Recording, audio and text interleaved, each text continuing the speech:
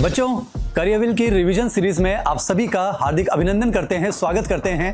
अगर आप भी चाहते हैं बच्चों बहुत ही कम समय में अपने टॉपिक पर कमांड पाना, अगर आप भी चाहते हैं बहुत ही कम समय में अपने टॉपिक पर वो कॉन्फिडेंस डेवलप करना और बहुत कम समय में बेहतरीन अंदाज में टॉपिक को तैयार करके सभी क्वेश्चंस को सॉल्व करने का वो कॉन्फिडेंस डेवलप करना, तो हमारी इस सीरीज में आपका स्वागत है। चलिए बच्चों, आपका समय बहुत कीमती है, लेट्स स्टार्ट। कहां पढ़ाए जा रहे हैं सारे टॉपिक्स? तो इसमें बच्चों इस तरह से कई बार मोल्टिंग होती है और फिर फाइनली जाकर वो एडल्ट कॉकरोच में कन्वर्ट होता है। तो देखो बच्चों, यहाँ पर ये जो मेटामॉर्फोसिस हो रही है यानी मेटाबोलस, उसमें बहुत समय लग जाता है, लगभग 1 साल लग जाता है। इसलिए एनसीईआरटी में लिखा हुआ है अगर कॉकरोच का हेड कट भी जाए और हाइंडगट से होता हुआ एलिमिनेट कर दिया जाएगा। वेरी इंपॉर्टेंट, एनसीईआरटी में लिखा हुआ है, जो कहीं ना कहीं ब्लड के फ्लो को रेगुलेट करती है posterior to anterior according to NCERT. इतनी बातें याद रखनी है बस। चलिए बात करते हैं बच्चों सर्कुलेशन। एनसीईआरटी के अकॉर्डिंग डिस्कस करेंगे सर्कुलेशन 100% एनसीईआरटी।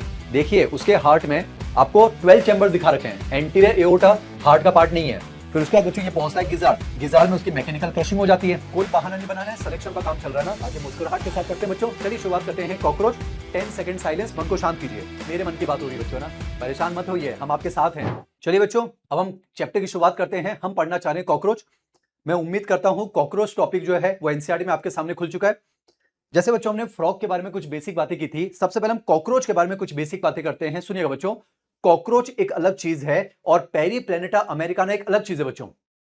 कॉकरोच तो क्या है? एक जानवर का ग्रुप है ना बच्चों। जैसे हम कहते हैं डॉग, डॉग क्या है? वो तो जानवर की एक कैटेगरी है। अब डॉग के अंदर भी अलग अलग स्पीशीज आती है ना बच्चों। जैसे फ्रॉग जो है वो तो बच्चों एक कैटेगरी है। फ्रॉग के अंदर हिंदुस्तान में जो मोस्ट कॉमन स्पीशीज है वो कौन सी है? राना टिग्रिना। तो एनसीईआरटी ने क्या किया बच्चों, कॉकरोच लिखकर पहले कुछ बातें लिखी हैं और फिर उसकी जो मोस्ट कॉमन स्पीशीज हम पढ़ेंगे पेरीप्लेनेटा अमेरिकाना, उसको लेकर कुछ बातें लिखी हैं बच्चों। एनसीईआरटी में जहां कॉकरोच शुरू होता है, एक एक चीज ईमानदारी से मैं डिस्कस करूंगा, ठीक है बच्चों? एक एक चीज हम यहां पर डिस्कस करेंगे तो आपको ये 100 में आना चाहिए। फ्रॉग जो है बच्चों वो एक कैटेगरी है, उसमें राना टिग्रिना एक तरह का फ्रॉग है, यानी फ्रॉग में बहुत सारी स्पीशीज आती होंगी। हमने जो स्पीशीज पढ़ी वो राना टिग्रिना। उसी तरह से बच्चों कॉकरोच जो है वो जानवर की बस एक कैटेगरी है। तिलचट्टा जो है वो कॉकरोच जो है वो जानवर की एक कैटेगरी है। उसके अंदर जो स्पीशीज हम पढ़ेंगे वो है पेरीप्लेनेटा अमेरिकाना। तो बच्चों आपकी एनसीईआरटी ने क्या किया है, एक एक वर्ड डिस्कस करूंगा ईमानदारी से बच्चों ना, कोई बहाना नहीं बनाना है, सिलेक्शन पर काम चल रहा है ना। 2 टीचर्स मिलकर आपके जूलॉजी के सारे चैप्टर्स कंप्लीट करवा रहे हैं, इस चीज को अप्रिशिएट कीजिए बच्चों। और मेरे जो 2-3 लेक्चर्स बचे भी होंगे वो भी हम आरकेजी सर को दे देंगे ताकि वो और बेहतरीन अंदाज में इत्मीनान से आपको 12th के टॉपिक्स डिस्कस कर पाएंगे बच्चों। तो जितना प्यार आपने एमजे सर को दिया है उससे दुगुना प्यार आपको रविंद्र कुमार जैन सर को देना है बच्चों। ये आपकी तरफ से प्रॉमिस होना चाहिए। बहुत ईमानदारी से पढ़ा रहे हैं, करियरविल परिवार का हर एक टीचर आपके लिए मेहनत कर रहा है, तो शिकायत से अब दूर हो जाइए और कोशिश कीजिए आप अपने चैप्टर्स पर फोकस कर सकें। कहां पढ़ाए जा रहे हैं सारे टॉपिक्स, ये सच्चाई है बच्चों। बहुत सारे कोचिंग संस्थान तो ऐसे हैं, मैं बात नहीं करना चाह रहा हूं, पर आपको पता है बहुत सारे कोचिंग संस्थान ऐसे हैं जहां पर मेन सिलेबस के दौरान ही, मेन सेशन के दौरान बहुत सारे चैप्टर्स नहीं पढ़ाए जाते हैं, ये आपको पता है। तो कम से कम इस चीज को रेस्पेक्ट तो कीजिए। और बहुत मेहनत से आपको पढ़ा रहे हैं तो परेशान नहीं होइए। एमजे सर, आरकेजे सर जो भी हैं आपको बेहतरीन पढ़ाया जाएगा, इस चीज पर जो है आपको फोकस करना चाहिए। बाकी मुस्कुराहट के साथ पढ़ते हैं बच्चों। चलिए शुरुआत करते हैं कॉकरोच। 10 सेकंड साइलेंस, मन को शांत कीजिए। मेरे मन की बात हो रही है बच्चों ना, परेशान मत होइए, हम आपके साथ हैं। सिर्फ नीट एग्जाम तक नहीं बच्चों, अंतिम सांस तक आपके साथ रहेंगे, ये हमारा वादा है। तो कोशिश पूरी है, परेशान नहीं होइए। चलिए बच्चों, अब हम पढ़ने के मूड में आ जाते हैं। नॉन स्टॉप जो है 1.5 घंटे के अंदर बच्चों हम कॉकरोच टॉपिक को कंप्लीट करना चाहते हैं। शुरुआत करते हैं कॉकरोच। एनसीईआरटी ने क्या किया बच्चों, कॉकरोच वर्ड लिखकर पहले कुछ बातें लिखी हैं और फिर कॉकरोच के अंदर हमें जो कॉकरोच पढ़ना है पेरीप्लेनेटा अमेरिकाना, उसको लेकर कुछ बातें लिखी हैं। तो एनसीईआरटी अगर आपके सामने खुली हुई है तो आप चेक कर सकते हैं बच्चों कॉकरोच को लेकर क्या क्या बातें लिखी हुई, जल्दी से कंप्लीट करते हैं। जैसे एनसीईआरटी में लिखा हुआ है कॉकरोच, पहली बात तो बच्चों जानवर है, तो कॉकरोच जो है दुनिया में अलग अलग कलर के पाए जा सकते हैं। एक एक वर्ड एनसीईआरटी बच्चों आप चेक कीजिए, कॉकरोच के कलर के बारे में लिखा हुआ है। एनसीईआरटी में लिखा हुआ है ये ब्लैक कलर के हो सकते हैं, ब्राउन कलर के हो सकते हैं, और बच्चों ट्रॉपिकल एरियाज जो होते हैं, ऐसे एरियाज जहां पर नॉर्मली हमें मॉइस्चर देखने को मिलता है, जैसे कि बच्चों हिंदुस्तान जो है वो भी ट्रॉपिकल कंट्री में काउंट किया जाता है। तो एनसीईआरटी में लिखा हुआ है, पहले लिखा हुआ है कॉकरोच बच्चों, एक एक वर्ड। ये तो मेन क्लास में भी डिस्कस नहीं किया जाता बच्चों, मेन क्लास में सीधे जो है मॉर्फोलॉजी और फिर एनाटॉमी पढ़ाई जाती है। मैं कॉकरोच का एक एक वर्ड बता रहा हूं ईमानदारी से बच्चों ना, तो ध्यान से सुनिएगा। कॉकरोच जो हैं वो अलग अलग कलर के हो सकते हैं, जैसे एनसीईआरटी में लिखा हुआ है ये ब्लैक कलर के हो सकते हैं, ब्राउन कलर के हो सकते हैं, और ट्रॉपिकल एरियाज में तो ये जो है ब्राइट येलो कलर के हो सकते हैं, रेड हो सकते हैं, या फिर ग्रीन कलर के भी हो सकते हैं। जैसे बच्चों हमने फ्रॉग के कलर को लेकर बात की थी कि डोर्सल साइड से ऑलिव ग्रीन होता है, वेंट्रल साइड से पेल येलो होता है, तो कॉकरोच के कलर को लेकर ये बातें हो गई। यानी कॉकरोच जो है ब्लैक कलर का हो सकता है, ब्राउन कलर का हो सकता है, और ट्रॉपिकल एरियाज में तो हरे, पीले और लाल रंग के कॉकरोच भी हो सकते हैं। ये वर्ड एनसीईआरटी में लिखा हुआ है। कॉकरोच के कलर को लेकर देखिए शुरुआत में लिखा हुआ है, एक एक वर्ड लिखा हुआ है कि ये ब्लैक कलर के हो सकते हैं, ब्राउन कलर के हो सकते हैं, और ट्रॉपिकल एरियाज के अंदर चमकीले येलो, रेड या फिर ग्रीन कलर के हो सकते हैं। अब बच्चों कॉकरोच बहुत ही छोटा जानवर है, इसकी साइज भी एनसीईआरटी में लिखी हुई है। साइज क्या लिखी हुई बच्चों? 1/4 इंच यानी 0.25 इंच से लेकर 3 इंच की साइज हो सकती है। यह भी लिखा हुआ है कॉकरोच जो बच्चों नॉक्टर्नल होते हैं। बना हुआ पीडीएफ क्यों यूज कर रहे हैं आपको समझ में आ गया बच्चों, आराम से पढ़ना चाहते हैं तो कॉकरोच के बारे में कुछ बेसिक बातें लिखी हुई है। कॉकरोच जो है बच्चों ये एक नॉक्टर्नल एनिमल होता है। नॉक्टर्नल यानी कि रात के समय इनकी मेटाबॉलिक एक्टिविटी दिन के समय की तुलना में थोड़ी सी ज्यादा रहती है, ये पता होना चाहिए। कॉकरोच जो है बच्चों पहली बात तो ओमनीवोरस होता है। याद कीजिए मेंढक हमारा कार्निवोरस होता है, कॉकरोच जो है बच्चों सर्वाहारी होता है, ओमनीवोरस होता है, हर चीज खा सकता है ना। तो ये जो है ओमनीवोरस होता है। मैंने आपको ये तो बता दिया बच्चों कॉकरोच जो है वो उन जगहों पर नॉर्मली पाया जाता है जहां पर मॉइस्चर होता है, या फिर हम कह सकते हैं डैम्प प्लेसेस पर पाया जाता है। तो एनसीईआरटी में लिखा हुआ है कि कॉकरोच पूरी दुनिया में, आपको वर्ड मिल जाएगा बच्चों वर्ल्ड, यानी पूरी दुनिया में डैम्प प्लेसेस पर, मॉइस्ट प्लेसेस पर हमें कॉकरोच देखने को मिल सकता है, ये बात लिखी हुई है। बाकी बच्चों कॉकरोच जो है जहां पर इंसान रहते हैं, बच्चों जहां इंसान रहते हैं वहां भी तो कॉकरोच रहते हैं, यानी समझो कॉकरोच हमारे साथ भी रहता है। तो जाहिर सी बात है कॉकरोच बहुत सारे जो पेस्ट हैं बच्चों, बहुत सारे जो डिजीज कॉजिंग ऑर्गेनिज्म हैं उनके वेक्टर के तौर पर कार्य कर सकता है। यानी बच्चों ये हमें बीमार बना सकता है, यानी ये एक तरह का पेस्ट होता है, ये भी एनसीईआरटी में लिखा हुआ है। तो बच्चों कॉकरोच को लिखकर एनसीईआरटी में ये बातें लिखी हुई है, मैंने सारे बोल दिए। एक बार आप जल्दी से एनसीईआरटी में चेक कर लीजिए, ठीक है बच्चों। तो कॉकरोच को लेकर एनसीईआरटी में ये कुछ बातें लिखी हुई हैं, ये मैंने आपको बता दिया। अब बच्चों कॉकरोच की जो मोस्ट कॉमन स्पीशीज है जिसको हम पढ़ना चाहते हैं वो है पेरीप्लेनेटा अमेरिकाना। तो उसका क्लासिफिकेशन मैंने यहां पर लिख दिया बच्चों, जैसे कि कॉकरोच जो है किंगडम एनिमेलिया को बिलोंग करता है, उसमें फाइलम आर्थ्रोपोडा। बच्चों फ्रॉग में याद करो फाइलम कॉर्डेटा, जो कॉकरोच है वो फाइलम आर्थ्रोपोडा को बिलोंग करता है। और आर्थ्रोपोडा के बारे में आप जानते हैं जॉइंटेड अपेंडेजेस और काइटिनस एक्सोस्केलेटन। बच्चों आर्थ्रोपोडा में बहुत सारी क्लासेस आती हैं, तो कॉकरोच बिलोंग करता है क्लास इंसेक्टा को। कहां बिलोंग करता है बच्चों? क्लास इंसेक्टा को। समझिए आर्थ्रोपोडा कह रहे हैं इसका मतलब जॉइंटेड अपेंडेजेस है, इंसेक्टा कह रहे हैं इसका मतलब बच्चों हेक्सापोडा है। तो समझिए आर्थ्रोपोडा को बिलोंग करता है मतलब जॉइंटेड अपेंडेजेस, और इंसेक्टा मतलब बच्चों हेक्सापोडा, यानी इसके अंदर 6 पेयर नहीं बच्चों 3 पेयर ऑफ वॉकिंग लेग्स देखने को मिलेंगे। यानी कॉकरोच के अंदर हमें टोटल 6 लेग्स देखने को मिलेंगे, ऐसा कुछ। इसका ऑर्डर आपको याद नहीं रखना है बच्चों, पर फिर भी मैंने लिख दिया है ऑर्थोप्टेरा या फिर डिक्टोप्टेरा। पहली बात तो आपको पता है बच्चों कॉकरोच जो है वो एक फ्लाइंग एनिमल है, उसके पास पंख होते हैं, विंग्स होते हैं। तो मेरे बच्चों टेरा का मतलब होता है विंग्स, पर डिक्टियो का मतलब होता है डिसिमिलर। यानी कॉकरोच पहली बात तो एक विंग्ड इंसेक्ट है बच्चों, ये पंखधारी कीड़ा है, पर इसके जो पंख होंगे वो भी डिसिमिलर होते हैं, अलग अलग टाइप के होते हैं। अभी हम डिस्कस करेंगे बच्चों, फोर विंग्स अलग होते हैं और हाइंड विंग्स अलग होते हैं। अभी हम क्लासिफिकेशन समझ रहे हैं। जीनस है बच्चों दैट इज पेरीप्लेनेटा, और स्पीशीज है दैट इज अमेरिकाना। अब बच्चों एनसीईआरटी ने क्या किया है, पहले कॉकरोच की साइज लिखी है, एग्जाम में गलती ना हो जाए, पहले इन जनरल कॉकरोच की साइज लिखी है, और अब जो हम कॉकरोच पढ़ने जा रहे हैं पेरीप्लेनेटा अमेरिकाना, उसकी साइज फिर अलग से लिखी है, ऐसा कुछ। तो एनसीईआरटी में लिखा हुआ है जो एडल्ट पेरीप्लेनेटा अमेरिकाना है 34 मिलीमीटर से लेकर 53 मिलीमीटर के आसपास उनकी साइज हो सकती है, दैट्स इट। तो बच्चों एनसीईआरटी ने कॉकरोच लिखकर पहले कुछ बातें लिखी, वो मैंने आपको बता दी। फिर जो मोस्ट कॉमन कॉकरोच हम पढ़ने जा रहे हैं पेरीप्लेनेटा अमेरिकाना, उसको लिखकर कुछ बातें लिखी है। अब हमें क्या पढ़ना है बच्चों, जैसे फ्रॉग में हमने पहले मॉर्फोलॉजी पढ़ी थी, फिर हमने एनाटॉमी पढ़ी थी, तो कॉकरोच में बच्चों सिमिलरली हम पहले उसकी मॉर्फोलॉजी डिस्कस करेंगे और फिर एनाटॉमी। तो आइए शुरुआत करते हैं मॉर्फोलॉजी से। अब बच्चों हमारा जो कॉकरोच है पेरीप्लेनेटा अमेरिकाना, आइए पहले उसकी मॉर्फोलॉजी जानते हैं, बाहर से देखते हैं, फिर उसके हम एनाटॉमी पढ़ेंगे और फिर ये पोर्शन कंप्लीट हो जाएगा। आइए बात करते हैं बच्चों मॉर्फोलॉजी। जैसे याद कीजिए फ्रॉग में अगर हम बात करें, फ्रॉग को याद करो, फ्रॉग की बॉडी को हमने 2 पार्ट में डिवाइड किया था बच्चों। फ्रॉग भी रिवाइज करवा रहा हूं, हेड होता है और ट्रंक होता है, उसमें नेक नहीं होती, टेल नहीं होती बच्चों। अगर हम कॉकरोच को देखें तो कॉकरोच की बॉडी को 3 पार्ट में डिवाइड किया जाता है बच्चों। हम मॉर्फोलॉजी की बात करें यानी बाहर से देख रहे हैं, तो बाहर से क्या क्या दिखता है वो हम डिस्कस कर लेते हैं। तो बच्चों कॉकरोच की बॉडी को 3 पार्ट में डिवाइड किया जाता है, हेड होता है, थॉरैक्स होता है और एब्डोमेन होता है। बच्चों अगर हम बात करें कॉकरोच की एम्ब्रायनिक स्टेज की, तो जो हेड होता है वो 6 सेगमेंट में डिवाइडेड होता है, जो थॉरैक्स होता है वो 3 सेगमेंट में डिवाइड होता है और एब्डोमेन जो होता है वो 11 सेगमेंट में डिवाइड होता है। ये बात हो रही है बच्चों कॉकरोच की एम्ब्रायनिक स्टेज में। पर जब कॉकरोच एडल्ट में कन्वर्ट होता है बच्चों, ये जो हेड के 6 सेगमेंट हैं ये फ्यूज हो जाते हैं और एक सेगमेंट रह जाता है, जबकि थॉरैक्स के 3 सेगमेंट है, एज इट इज 3 सेगमेंट रहते हैं और एब्डोमेन में 11 थे तो उसमें एक सेगमेंट फ्यूज हो जाता है और फाइनली कितने सेगमेंट बचते हैं? 10 सेगमेंट बचते हैं। आपको तो ये याद रखना है कॉकरोच की बॉडी को हम 3 पार्ट में डिवाइड करते हैं, हेड, थॉरैक्स, एब्डोमेन। हेड के अंदर आज 1 सेगमेंट है, थॉरैक्स के अंदर 3 सेगमेंट है, एब्डोमेन के अंदर 10 सेगमेंट है। कम से कम ये याद रखना क्योंकि एनसीईआरटी में लिखा हुआ है 6 सेगमेंट के फ्यूजन से आज हेड का 1 सेगमेंट बना है। बाकी ये एनसीईआरटी में नहीं है कि 11 से आगे चलकर 10 बन जाते हैं, तो एनसीईआरटी कम से कम याद रखनी बच्चों।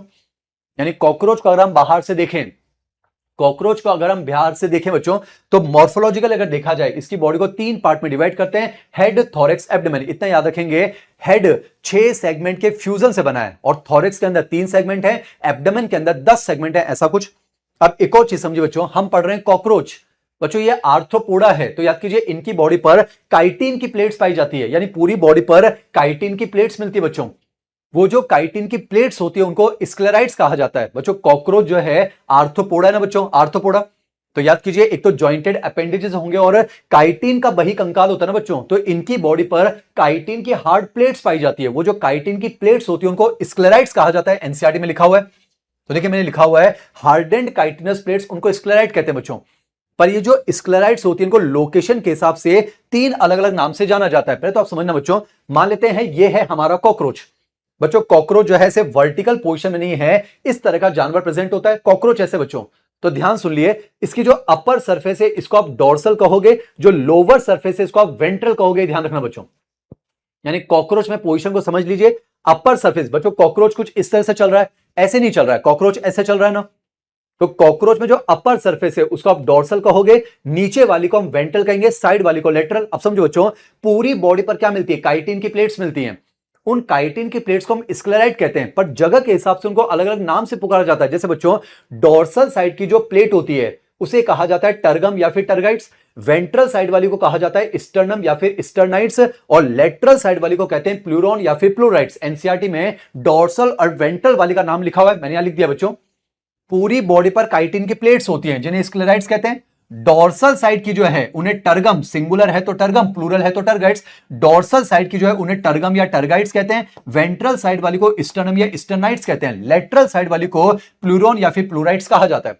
अब जैसे फॉर एग्जांपल आप समझो बच्चों, मान लेते हैं कि आप कॉकरोच को ऐसे देख रहे हो, कॉकरोच को ऐसे देख रहे हो बच्चों। मान लीजिए कोई एक सेगमेंट है, मान लो मैं किसी एक सेगमेंट की बात कर रहा हूं, जैसे याद करो थॉरैक्स में 3 सेगमेंट है, किसी एक सेगमेंट की बात कर लेते हैं। तो हर सेगमेंट के चारों तरफ अगर देखा जाए बच्चों, टोटल 4 प्लेट्स होगी ना बच्चों। डोर्सल साइड पर 1 प्लेट होगी, वेंट्रल साइड पर 1 प्लेट होगी और लेटरल साइड पर तो 2 होंगी।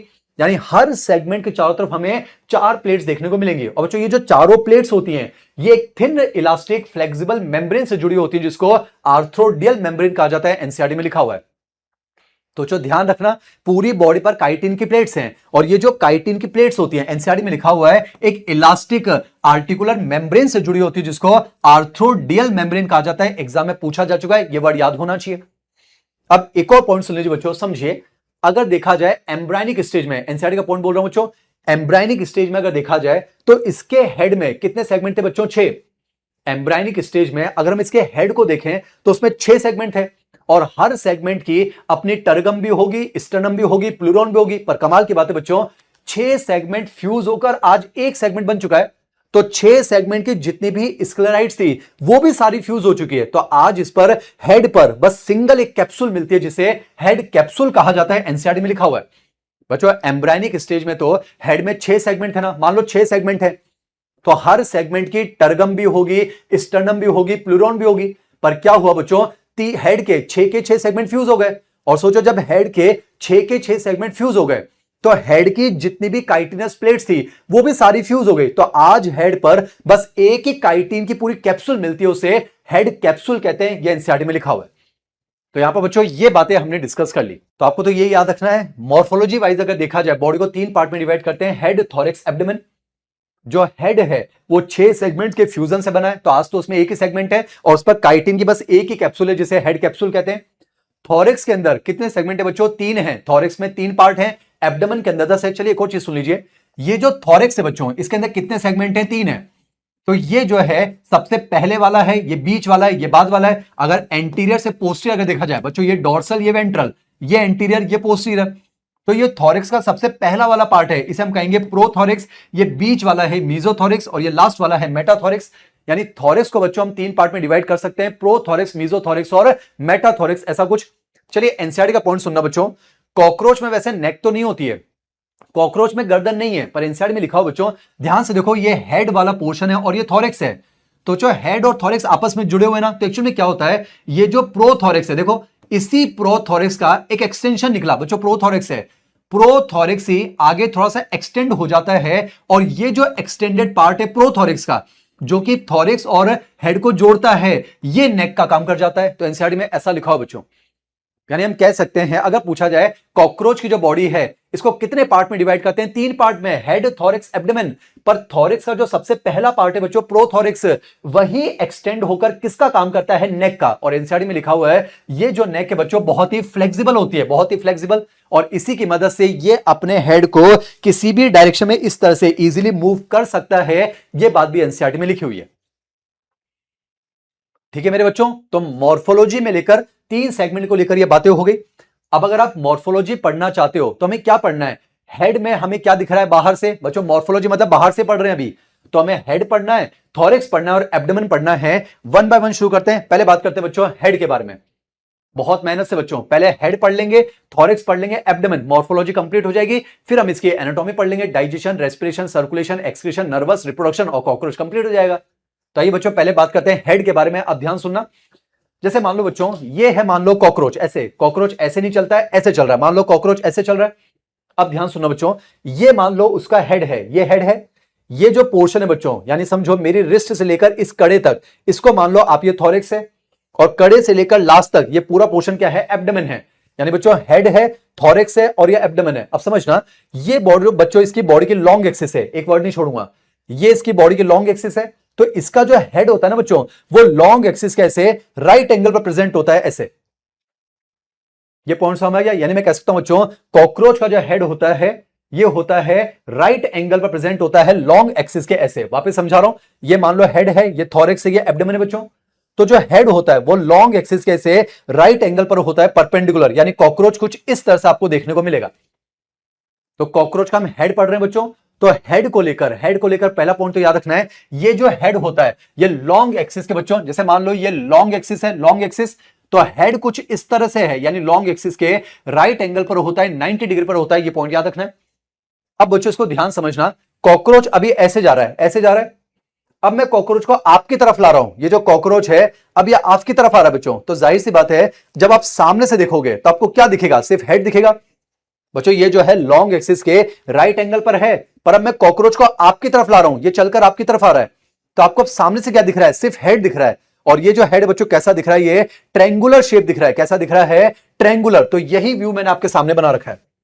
मैं बच्चों ये व्यू कैसा है? कॉकरोच आपकी तरफ आ रहा है बच्चों, तो आपको दिख रहा है हेड, जो इसका थॉरिक्स और एब्डोमेन है वो इसके राइट एंगल पर होगा, बोर्ड के अंदर मान लीजिए। तो पहला पॉइंट बच्चों, कॉकरोच का जो हेड है वो ट्रायंगुलर शेप होता है, एनसीईआरटी में लिखा हुआ है, और बॉडी के लॉन्ग एक्सिस के राइट एंगल पर होता है, दैट्स इट। अब इस हेड पर क्या क्या है वो डिस्कस करते हैं बच्चों। जैसे मान लेते हैं आप इस तरह से देख रहे हो, तो कॉकरोच का आपको क्या दिख रहा है बच्चों? सिर्फ हेड दिख रहा है ऐसे। तो ये हेड का बिल्कुल ऊपर वाला पोर्शन, ये इसका नीचे वाला बिल्कुल एंटीरियर पोर्शन, एंटीरियर मतलब आगे।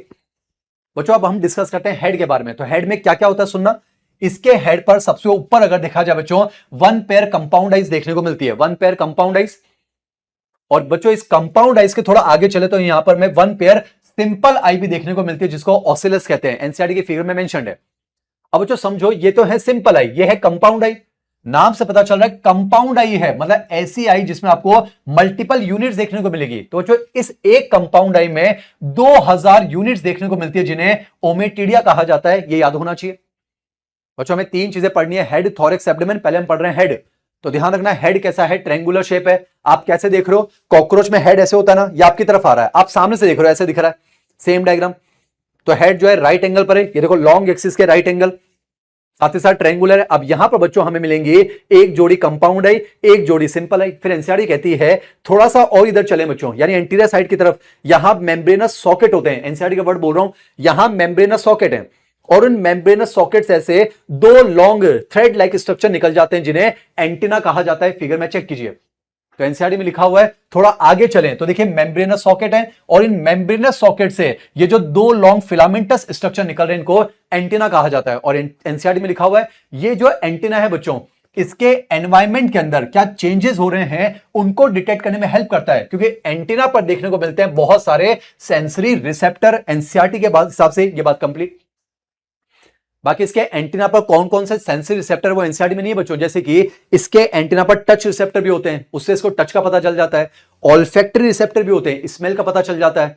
उसी के अंदर बच्चों वाइब्रेशन वाले रिसेप्टर भी होते हैं, इसको वाइब्रेशन का पता चल जाता है। बाकी एनसीईआरटी में उन रिसेप्टर्स के नाम नहीं है। अब आगे बढ़ते बच्चों, अब हम हेड में देखो बिल्कुल एंटीरियर साइड पर जा रहे हैं। एंटीरियर पर जैसे बच्चों हमारे हेड को अगर ऐसे झुका दिया जाए, यहां पर मान लेते हैं एक जोड़ी कंपाउंड आई, यहां मान लेते हैं एक जोड़ी सिंपल आई, यहां मेम्ब्रेनस सॉकेट और उससे निकल गया एंटीना। अब आप हेड के बिल्कुल एंटीरियर पार्ट पर जा रहे हो बच्चों। एंटीरियर तो हमारे अंदर एंटीरियर साइड पर क्या है, माउथ है ना बच्चों, एक ओपनिंग है माउथ पर। हमारे माउथ को सराउंड करते हुए बहुत सारे पार्ट्स हैं, जैसे अपर जो है मैक्सिला, लोअर जो है मैंडिबल, कहीं ना कहीं अंदर दांत भी है, फ्लोर पर टंग भी है। तो सिमिलरली बच्चों इसके हेड के एंटीरियर साइड पर यहां पर हमें एक ओपनिंग देखने को मिल रही है। तो ये ओपनिंग तो क्या है, माउथ है बच्चों, पर साइड में हमें क्या मिल रहे हैं, कुछ स्ट्रक्चर देखने को मिल रहे हैं जो इसके माउथ पार्ट्स की तरह काम करेंगे। पहली चीज तो ये याद रखना, कॉकरोच के जो माउथ पार्ट्स होते हैं वो बाइटिंग एंड च्यूइंग टाइप के हैं। 100% एनसीईआरटी, यानी इसके माउथ पार्ट ऐसे हैं जो इसको काटने में और चबाने में हेल्प करते हैं। बच्चों अलग अलग इंसेक्ट में अलग अलग टाइप के माउथ पार्ट्स हो सकते हैं। जैसे आपको पता है मच्छर के जो माउथ पार्ट होते हैं बच्चों वो पियर्सिंग एंड सकिंग टाइप के होते हैं। उसके माउथ पार्ट ऐसे होते हैं जो भेदते हैं और चूस लेते हैं, ऐसा कुछ। और जो कॉकरोच के जो माउथ पार्ट है, ध्यान रखना, वो काटने और चबाने वाले होते हैं, ऐसा कुछ। अब इस माउथ पार्ट में क्या क्या आता है बस सुन लीजिए बच्चों। इस माउथ पार्ट में जो है समझना, ऊपर की तरफ तो होगा इस तरह से लेब्रम जो अपर लिप का काम करेगा, नीचे की तरफ होगा या पीछे की तरफ लेबियम जो लोअर लिप का काम करेगा बच्चों। यानी समझिए जैसे हमारे अंदर अपर लिप और लोअर लिप है ना, आगे अपर लिप पीछे लोअर लिप, तो सिमिलरली बच्चों इसमें भी आगे होगा अपर लिप यानी लेब्रम, पीछे होगा लेबियम लोअर लिप, इधर साइड में होंगे दो मैक्सिला, दो मैंडिबल, और इधर होंगे दो मैक्सिला, और इन मैक्सिला से निकले होंगे मैक्सिलरी पाल्प जो इसको फूड को माउथ के अंदर एंटर कराने में हेल्प करेंगे। That's it. तो अकॉर्डिंग टू एनसीईआरटी बच्चों ये सारे माउथ पार्ट्स अलग करके भी दिखा रखे हैं। जैसे मैं आपको समझा दूं, यहां ऊपर की तरफ होगा एक लेब्रम अपर लिप, यहां नहीं दिखेगा बच्चों, तो मैंने यहां लिख दिया है एक तो होगा लेब्रम अपर लिप बच्चों, ऐसे होगा लेब्रम, पीछे की तरफ होगा लेबियम, तो लेबियम जो है वो एक होगा लोअर लिप। बाकी ये जो साइड में दिख रहे हैं ये हैं दो मैंडिबल और ये हैं दो मैक्सिला, तो मैंडिबल दो हो जाएंगे, मैक्सिला हो जाएंगे दो। तो ये हैं बच्चों इसके माउथ पार्ट्स। और एक चीज समझिए, जैसे अपर लिप है लेबियम, लोअर लिप है बच्चों upper lip labrum, lower lip labium, तो लेबियम के फ्लोर पर यहां पर एक स्ट्रक्चर प्रेजेंट होता है जो इसकी टंग का काम करता है, उसे कहते हैं हाइपोफेरिंक्स, वो मैंने यहां पर लिख दिया बच्चों। जैसे आप डायग्राम में देख सकते हैं, ऊपर तो यहां पर होगा बच्चों लेब्रम, पीछे होगा ना लेबियम, तो लेबियम के ऊपर देखिए यहां पर एक स्ट्रक्चर देखने को मिल रहा है जो टंग का काम करेगा, उसे हाइपोफेरिंक्स कहते हैं। तो बच्चों यहां पर हेड की मॉर्फोलॉजी कंप्लीट हो गई अकॉर्डिंग टू एनसीईआरटी 100%। बच्चों यहां पर हेड हो गया। अब हम बात करते हैं थॉरिक्स के बारे में। ये सारी बातें हैं थॉरिक्स के बारे में। पहले मैं आपको पता होना चाहिए बच्चों थॉरिक्स के अंदर कितने सेगमेंट हैं। यहां पर मान लो बच्चों इस तरह से जो है ये हेड है, मान लो ये जो है आपको हेड दिख रहा है। अब ये व्यू तो समझ में आ रहा है बच्चों, व्यू आपको समझ में आना चाहिए। कॉकरोच अभी ऐसे था, मैंने उसको ऐसे कर दिया ऐसे, अब आप उसको ऐसे देख रहे हैं, तो जाहिर सी बात है इधर हेड होगा। ये दिख रहा है बच्चों हमें थॉरिक्स, ये थॉरिक्स, और ये जो लंबा सा दिख रहा है ये तो है एब्डोमेन। फिलहाल हम सिर्फ थॉरिक्स की बात कर रहे हैं बच्चों। थॉरिक्स को देखिए तीन पार्ट में डिवाइड करते हैं, ये देखिए तीन पार्ट में डिवाइड किया है थॉरिक्स को, प्रोथॉरिक्स, मीजोथॉरिक्स और मेटाथॉरिक्स। प्रोथॉरिक्स, मीजोथॉरिक्स और मेटाथॉरिक्स। आइए डिस्कस करते हैं बच्चों थॉरिक्स के बारे में। पहली बात तो इस चीज को समझिए बच्चों, अगर हम कॉकरोच की बात करें तो कॉकरोच चलता भी है और उड़ता भी है। चलने के लिए टांगे होनी चाहिए, उड़ने के लिए पंख होनी चाहिए। अब आप खुद सोचो बच्चों, कॉकरोच ऐसे चलता है तो टांगे किधर होंगी, नीचे की तरफ यानी वेंट्रल सरफेस पर लोअर, और पंख किधर होंगे, ऊपर की तरफ यानी डॉर्सल सरफेस पर ऊपर की तरफ। ये तो क्लियर होना चाहिए बच्चों। मेरे प्यारे बच्चों कॉकरोच चलता भी है और जाहिर सी बात है उड़ता भी है, इसके पास लेग्स भी हैं और विंग्स भी हैं। तो लेग्स कहां होंगे, नीचे की तरफ, और विंग्स कहां होंगे, ऊपर की तरफ। ये बात तो क्लियर हो गई। यहां बच्चों लेग्स आपको दिखेंगे लोअर साइड पर, वेंट्रल साइड पर, तो लेग्स आपको दिखेंगे लोअर साइड पर यानी कि वेंट्रल साइड पर। और बच्चों पंख कहां होंगे? पंख होंगे अपर सरफेस पर यानी डोर्सल साइड पर, यानी बच्चों विंग्स आपको दिखेंगे डोर्सल साइड पर यानी कि अपर साइड पर। ये क्लियर हो गया, ये पता होना चाहिए, इसमें कोई डाउट नहीं है। यानी बच्चों अगर आप टांगे देखना चाहते हो तो आपको लोअर सरफेस देखनी पड़ेगी, अगर आप पंख देखना चाहते हो आपको डोर्सल सरफेस। तो इस व्यू को समझना बच्चों, मैंने क्या किया है, कॉकरोच आपकी तरफ आ रहा था, इसे समझने की कोशिश कीजिए बच्चों। ऊपर डोर्सल है, नीचे वेंट्रल है, कॉकरोच आपकी तरफ आ रहा था, मैंने उसको ऐसे कर दिया, ये डायग्राम ये रहा। तो आप कॉकरोच को नीचे से देख रहे हो यानी उसकी वेंट्रल सरफेस देख रहे हो, लोअर। ये डायग्राम कैसा है? ये डायग्राम कैसा है? कॉकरोच जो है बच्चों आपसे दूर जा रहा था, आपसे दूर जा रहा है, मैंने इसको ऐसे कर दिया। तो ये कौन सा है? अपर सरफेस यानी डोर्सल सरफेस है, ये क्लियर होना चाहिए। यानी कॉकरोच को उल्टा करके नीचे से देख रहे हैं, कॉकरोच को ऊपर से देख रहे हैं। नीचे से देखोगे टांगे दिखेगी, ऊपर से देखोगे पंख दिखेंगे। अब कमाल की बात है, चाहे इसकी बच्चों 3 जोड़ी टांगे हो या 2 जोड़ी पंख हो, टांगे होती है 3 जोड़ी, पंख होते हैं 2 जोड़ी, टांगे होती है 6, पंख होते हैं 4। तो चाहे बच्चों इसकी टांगे हो चाहे इसके पंख हो, कहां अटैच होते हैं? थॉरेक्स वाले पोर्शन में, ऐसा कुछ। आइए पहले लेग्स की बात करते हैं। ये व्यू तो समझ में आ गया, कॉकरोच को नीचे से देख रहे हैं, तो आप देख सकते हो बच्चों थॉरेक्स पर अटैच होती है, देखो इसकी 3 पेयर लेग्स, ऐसा कुछ। अब जाहिर सी बात है बच्चों 3 जोड़ी टांगे हैं, तो थॉरेक्स के हर सेगमेंट को 1 जोड़ी टांग नसीब हो जाएगी। तो देखिए बच्चों इस तरह से 1 pair prothoracic leg, 1 pair mesothoracic leg, 1 pair metathoracic leg. और जाहिर सी बात है यहां पर जॉइंटेड अपेंडेजेस हैं बच्चों, ये जो अपेंडेजेस हैं इनमें भी आपको ऐसे मल्टीपल जॉइंट्स देखने को मिलेंगे। तो जो लेग्स जो हैं वो 3 पेयर हो गए, तो थॉरेक्स के हर सेगमेंट से 1-1 जोड़ी। जैसे मान लो कॉकरोच ऐसे है, आपने उसको ऐसे देखा नीचे बच्चों, नीचे की तरफ से, तो 1 pair prothoracic leg, 1 pair mesothoracic, 1 pair metathoracic, और इन्हीं लेग्स की मदद से वो चलता है। दैट्स इट, ये क्लियर हो गया। बाकी जो इंग्लिश की एनसीईआरटी में तो नहीं है, हिंदी की एनसीईआरटी में हर लेग में क्या सेगमेंट होते हैं वो भी लिखे हुए हैं, तो वो भी मैं आपको बता देता हूं बच्चों। तो इसकी हर टांग में 5 सेगमेंट मिलते हैं बच्चों, हर टांग में 5 सेगमेंट है। तो यह सबसे ऊपर वाला ये है कॉक्सा, फिर है ट्रोकेंटर, फिर फीमर, फिर टीबिया और फिर टार्सस। एनसीईआरटी में नाम लिखे हुए हैं, हिंदी के एनसीईआरटी में, तो ये भी आपको याद रखना है। यहां पर बच्चों लेग्स की बात हो गई, अब बात करते हैं विंग्स की। तो जाहिर सी बात है पंख बच्चों कहां होंगे? डोर्सल साइड पर होंगे, अपर साइड पर। आइए पंख की बात करते हैं। तो ये व्यू समझ में आ रहा है, कॉकरोच आपसे दूर जा रहा था, मैंने उसको ऐसे कर दिया, तो आप कॉकरोच को ऊपर से देख रहे हो। मान लो कॉकरोच चल रहा है, हम ऊपर से देख रहे हैं उसको, दैट्स इट। तो आपको क्या दिख रहा है? डोर्सल सरफेस या फिर अपर सरफेस, तो आपको पंख दिखेंगे। अब कमाल की बात क्या बच्चों, पंख कितने हैं? 2 जोड़ी, पर थॉरेक्स में सेगमेंट कितने हैं? 3। तो कोई ना कोई थॉरेक्स का सेगमेंट ऐसा होगा जिसको पंख नसीब नहीं होंगे, तो प्रोथॉरेक्स को पंख नसीब नहीं होते बच्चों, ध्यान रखना। यानी प्रोथॉरेक्स से टांगे तो निकलती हैं, पर प्रोथॉरेक्स पर पंख अटैच नहीं होते हैं। तो बच्चों समझो 1 जोड़ी पंख अटैच होते हैं मीजोथॉरेक्स में, 1 जोड़ी अटैच होते हैं मेटाथॉरेक्स में। तो मीजोथॉरेक्स से जो अटैच हैं उन्हें कहेंगे मीजोथॉरेसिक विंग्स, और जो मेटाथॉरेक्स से अटैच हैं मेटाथॉरेसिक विंग्स। तो जाहिर से बच्चों तो प्रोथॉरेक्स में तो विंग नहीं है, मीजोथॉरेक्स में जो है वही तो आगे हैं। तो मीजोथॉरेसिक विंग्स को फोर विंग्स कह दीजिए, आगे वाले, और मेटाथॉरेसिक विंग्स को हाइंड विंग्स कह दीजिए, पीछे वाले। अब पहले बात करते हैं बच्चों इन हाइंड विंग्स के बारे में। एनसीईआरटी का एक-एक शब्द आप डायग्राम में भी देखो बच्चों। जो मेटाथॉरेसिक विंग्स हैं, जो हाइंड विंग्स हैं वो छोटे हैं, तो जो मेटाथॉरेसिक विंग्स हैं वो छोटे होते हैं। ये मेम्ब्रेनस होते हैं बच्चों, एक एक वर्ड एनसीईआरटी का। मेम्ब्रेन का मतलब होता है बिल्कुल मेम्ब्रेन की तरह पतले होते हैं। यानी बच्चों जो मेटाथॉरेसिक विंग्स हैं छोटे होते हैं, मेम्ब्रेनस थिन होते हैं, ट्रांसपेरेंट होते हैं, और यही इसको उड़ने में हेल्प करते हैं, फ्लाइंग में।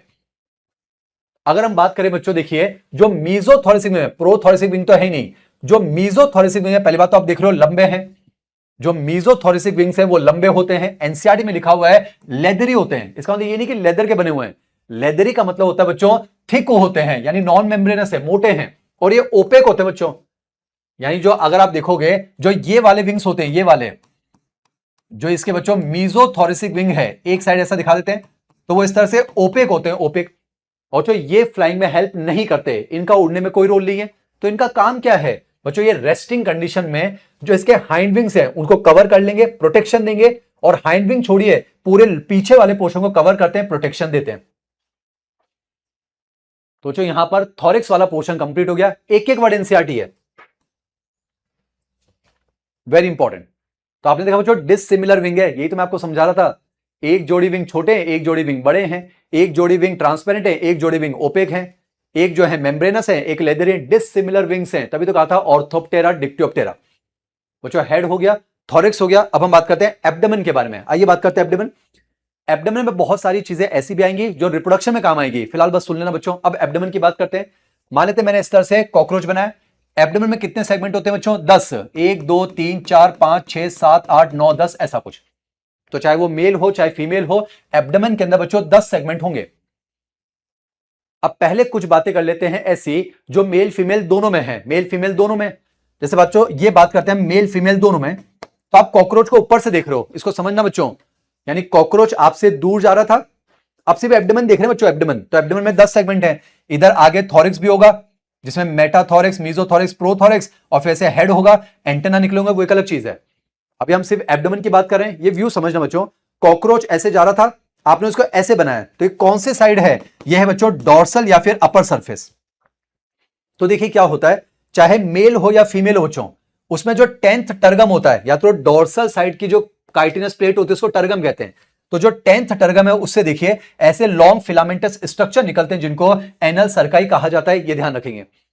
और ये बच्चों कॉकरोच के साउंड रिसेप्टर होते हैं, हालांकि एनसीईआरटी में ये नहीं लिखा हुआ है, बस ये पता होना चाहिए। नहीं समझिए, जो एनल सर्काई हैं बच्चों वो 10th टर्गम से निकलते हैं। कॉकरोच ऐसे दूर जा रहा है, मैंने उसको ऐसे कर दिया। आप डोर्सल, यानी मान लो आप तो ऊपर से देख रहे हो, कॉकरोच चल रहा है, हम उसको ऊपर से देख रहे हैं, तो 10th एब्डोमिनल सेगमेंट में जो 10th टर्गम है उससे 2 फिलामेंटस स्ट्रक्चर निकलते हैं, उनको एनल सर्की या एनल सर्काई कहा जाता है। तो बच्चों ये ध्यान रखना है, एनल सर्काई मेल और फीमेल दोनों कॉकरोच में पाई जाते हैं। पहली बात तो ये। अब और भी चीजें हैं जो मेल और फीमेल कॉकरोच दोनों में हैं। वो कौन सी चीजें बच्चों? वो है ब्रूड पाउच या फिर जेनाइटल पाउच। एक पाउच जैसा स्ट्रक्चर है, पर फीमेल में वो अलग चीजों से बनता है, मेल में वो अलग चीजों से बनता है। अब जैसे फीमेल में किससे बनता है वो समझना बच्चों। जैसे मान लो आप देख रहे हो इस तरह से फीमेल कॉकरोच को, पहले फीमेल समझ लो। तो जो जाहिर सी बात है, ये first, second, third, fourth, fifth, six, seventh, ये 7th है, ये 8th है, ये 9th है और 10th है। तो जो 7th वाला सेगमेंट है उस पे ऐसे टर्गम होगा, तो 7th वाला स्टर्नम भी तो होगा बच्चों।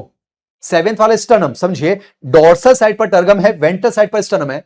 तो फीमेल कॉकरोच में क्या होता है, जो 7th वाला स्टर्नम होता है वो बोट शेप होता है, वेरी इंपॉर्टेंट, और 8th और 9th स्टर्नम के साथ मिलकर पूरा एक पाउच बनाता है, उसे कहते हैं ब्रूड पाउच या जेनाइटल पाउच। नीट में पूछा जा चुका है, पूछा जाना चाहिए। यानी बच्चों फीमेल के अंदर जो जेनाइटल पाउच है या ब्रूड पाउच है वो कैसे बनता है? 7th स्टर्नम जो कि बोट शेप है, along with 8th and 9th sternum. बच्चों एक चीज समझिए, आप इस डायग्राम को समझ पा रहे हैं? मान लेते हैं ये फीमेल कॉकरोच ऐसे जा रही है, आपने इसको ऐसे कर दिया, आप उसको ऊपर से देख रहे हो ना, तो जो समझो इधर मान लेते हैं 7 सेगमेंट है एब्डोमिनल, इधर 8, इधर 9, इधर 10, तो इधर होगा 7th टर्गम, इधर होगा 7th स्टर्नम।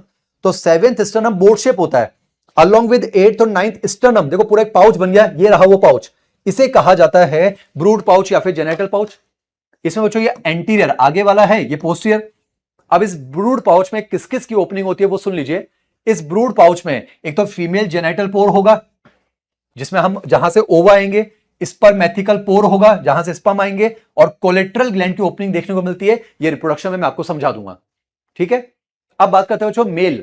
जैसे मेल की बात करें, मेल में भी होता है जेनाइटल पाउच, जेनाइटल चैम्बर। कैसे बनता है बच्चों? मान लीजिए आप मेल को देख रहे हो, समझना, तो यहां पर क्या होता है, 9th वाला टर्गम, ठीक है बच्चों, मैंने लिखा है 9th वाला टर्गम, 9th वाला टर्गम, इधर 9th स्टर्नम और 10th टर्गम, यानी 9th टर्गम, 10th टर्गम और 9th स्टर्नम मिलकर एक पाउच बनाते हैं, उसे कहते हैं ब्रूड पाउच या फिर जेनाइटल चैम्बर। तो बच्चों बहुत इंपॉर्टेंट ध्यान रखना, फीमेल के अंदर ब्रूड पाउच बनाते हैं सिर्फ स्टर्नम, वो भी 7th sternum board shape along with 8th and 9th sternum, ऐसा कुछ।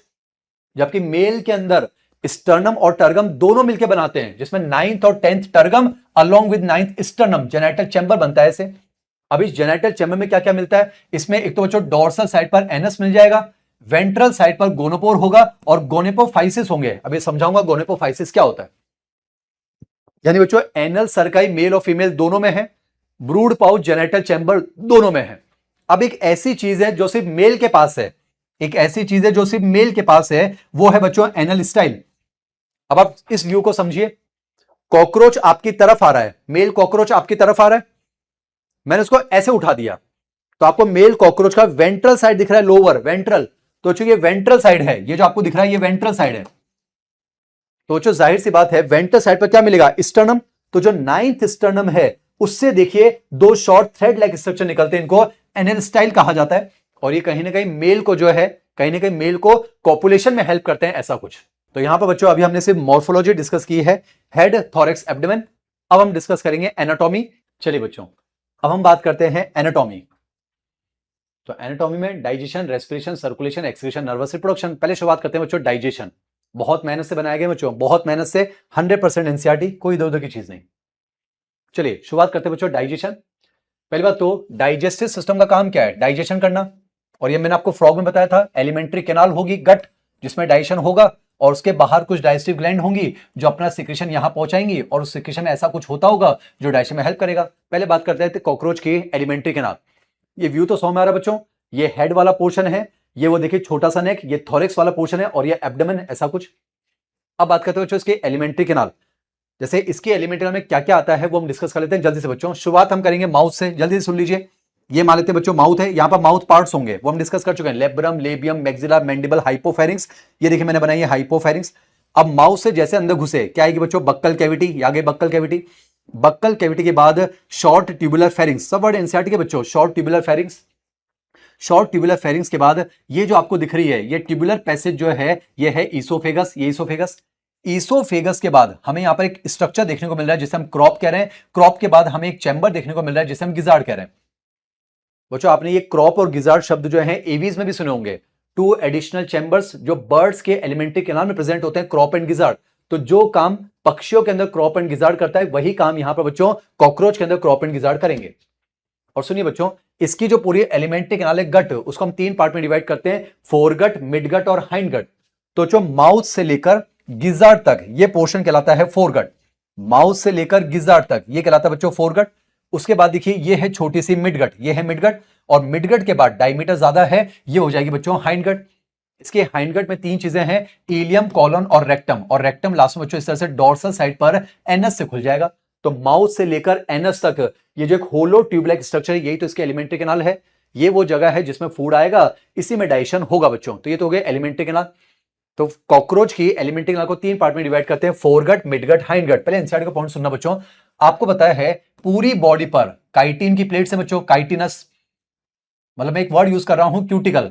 क्यूटिकल का मतलब होता है काइटिन प्लस प्रोटीन। तो देखो क्या होगा, वो जो काइटिनस है, क्यूटिकल है, वो हाइंडगट को भी लाइन करती है ऐसे, और जो फोरगट है उसको भी लाइन करती है, मिडगट में नहीं है। एनसीईआरटी में बच्चों फोरगट के लिए लिखा हुआ है, यानी इसकी जो फोरगट है वो क्यूटिकल से लाइंड होती है बच्चों। फोरगट जो है देखिए, फोरगट जो है वो क्यूटिकल से लाइंड होती है। मिडगट को मिजेंट्रॉन भी कहा जाता है, एलिमेंट्री कैनाल का मिडल पोर्शन है, ऐसा कुछ।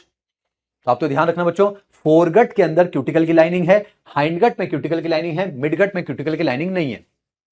एक और चीज समझिए बच्चों, ये फोरगट और मिडगट का जंक्शन है। देखिए फोरगट और मिडगट के जंक्शन पर यहां पर बच्चों इस तरह से 6 से 8, मैंने ऊपर 4 बनाई है, नीचे 4 बनाई है, ऊपर 3 नीचे 3 हो सकती है।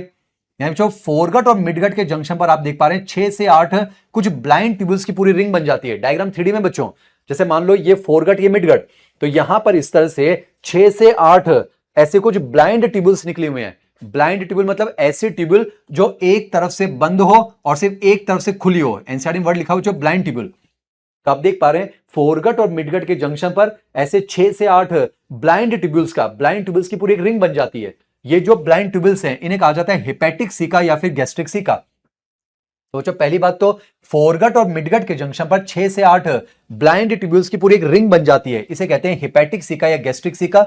और इसका काम क्या बच्चों, ये जो है इस तरह से एलिमेंट्री कैनाल के अंदर डाइजेस्टिव जूस पहुंचाएगा, और उस डाइजेस्टिव जूस में ऐसा कुछ होगा जो डाइजेशन में हेल्प करेगा, दैट्स इट। एक और चीज समझना, मिडगट और हाइंडगट के जंक्शन पर देखो, यहां बच्चों बाहर की तरफ से 100 से 150 येलो कलर, एनसीईआरटी में लिखा हुआ है 100 से 150 येलो फिलामेंटस स्ट्रक्चर लटके होते हैं, पूरी रिंग होती है ऐसे। मान लो इस तरह से अब ये मिडगट या हाइंडगट है, तो यहां पर ऐसे 100 से 150 येलो कलर के फिलामेंटस स्ट्रक्चर बाहर लटके हुए हैं, इन्हें कहा जाता है बच्चों मालपीजियन ट्यूबल। पर ये मालपीजियन ट्यूबल डाइजेशन में हेल्प नहीं करेंगे, ये तो इसको एक्सक्रीशन में हेल्प करेंगे। कैसे करेंगे वो आगे समझाऊंगा। और लास्ट में बच्चों ये हाइंडगट है, दैट्स इट।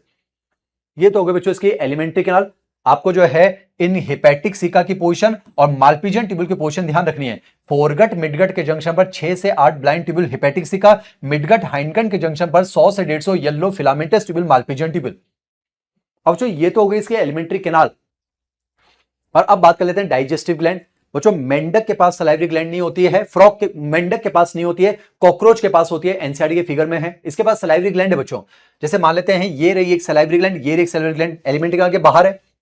और इस सलाइवरी ग्लैंड में दो पार्ट होता है, एक होता है ग्लैंडुलर पार्ट। बच्चों एक तो ग्लैंडुलर पार्ट होगा जो सलाइवा बनाएगा और फिर ये सलाइवा बना के अंदर डाल देगा। तो ये क्या है, जहां पर सलाइवा स्टोर होगा, तो इसे कहते हैं रिजर्वोयर पार्ट। एनसीईआरटी के फिगर में सलाइवरी रिजर्वोयर शब्द लिखा हुआ है। अब सवाल तो ये आता है बच्चों, ये देखिए सलाइवरी ग्लैंड एलिमेंट्री ग्लैंड के बाहर है, पर इनको अपना सलाइवा पहुंचाना कहां है, बक्कल कैविटी में। तो ये डक्ट की मदद से यहां बच्चों हाइपोफेरिंक्स के पास खुल जाती है, तो इधर से सलाइवा आ जाएगा। इस सलाइवा में ऐसा कुछ होगा जो डाइजेशन में हेल्प करेगा, दैट्स इट। एक और चीज सुनिए बच्चों, ये जो गिजार्ड है, गिजार्ड आपको दिख रहा है ऐसे जा रहा है, उसको ऐसे काट कर मैंने आपको दिखा दिया, ये गिजार्ड ऐसे कुछ। एनसीईआरटी की बात है बच्चों, गिजार्ड को पहली बात तो प्रोवेंट्रिकुलस भी कहते हैं, एनसीईआरटी का लाइन है। और जो गिजार्ड के बाहर अगर देखा जाए, थिक सर्कुलर मसल की तो लेयर मिलती है, पर अंदर की तरफ इसमें इस तरह से 6 नुकीले क्यूटिकुलर टीथ पाए जाते हैं। एनसीईआरटी में लिखा हुआ देखिए 6 बनाए, 1 2 3 4 5 6 ऐसा कुछ। तो नाम से पता चल रहा है वो ग्राइंडिंग में हेल्प करेंगे। ये बच्चों डाइजेस्टिव सिस्टम की एनाटॉमी होगी। आप तो फिजियोलॉजी डिस्कस करते हैं, 2 मिनट में खत्म हो जाएगा, बहुत आसान है बच्चों। यहां जैसे इसका फूड आएगा, याद कीजिए ओमनीवोरस है, तो जैसे फूड आएगा याद कीजिए माउथ पार्ट्स, मैक्सिलरी पल्प, वो उस फूड को ऐसे हेल्प करेंगे माउथ से अंदर ले जाने में, तो इसका फूड यहां पहुंचेगा।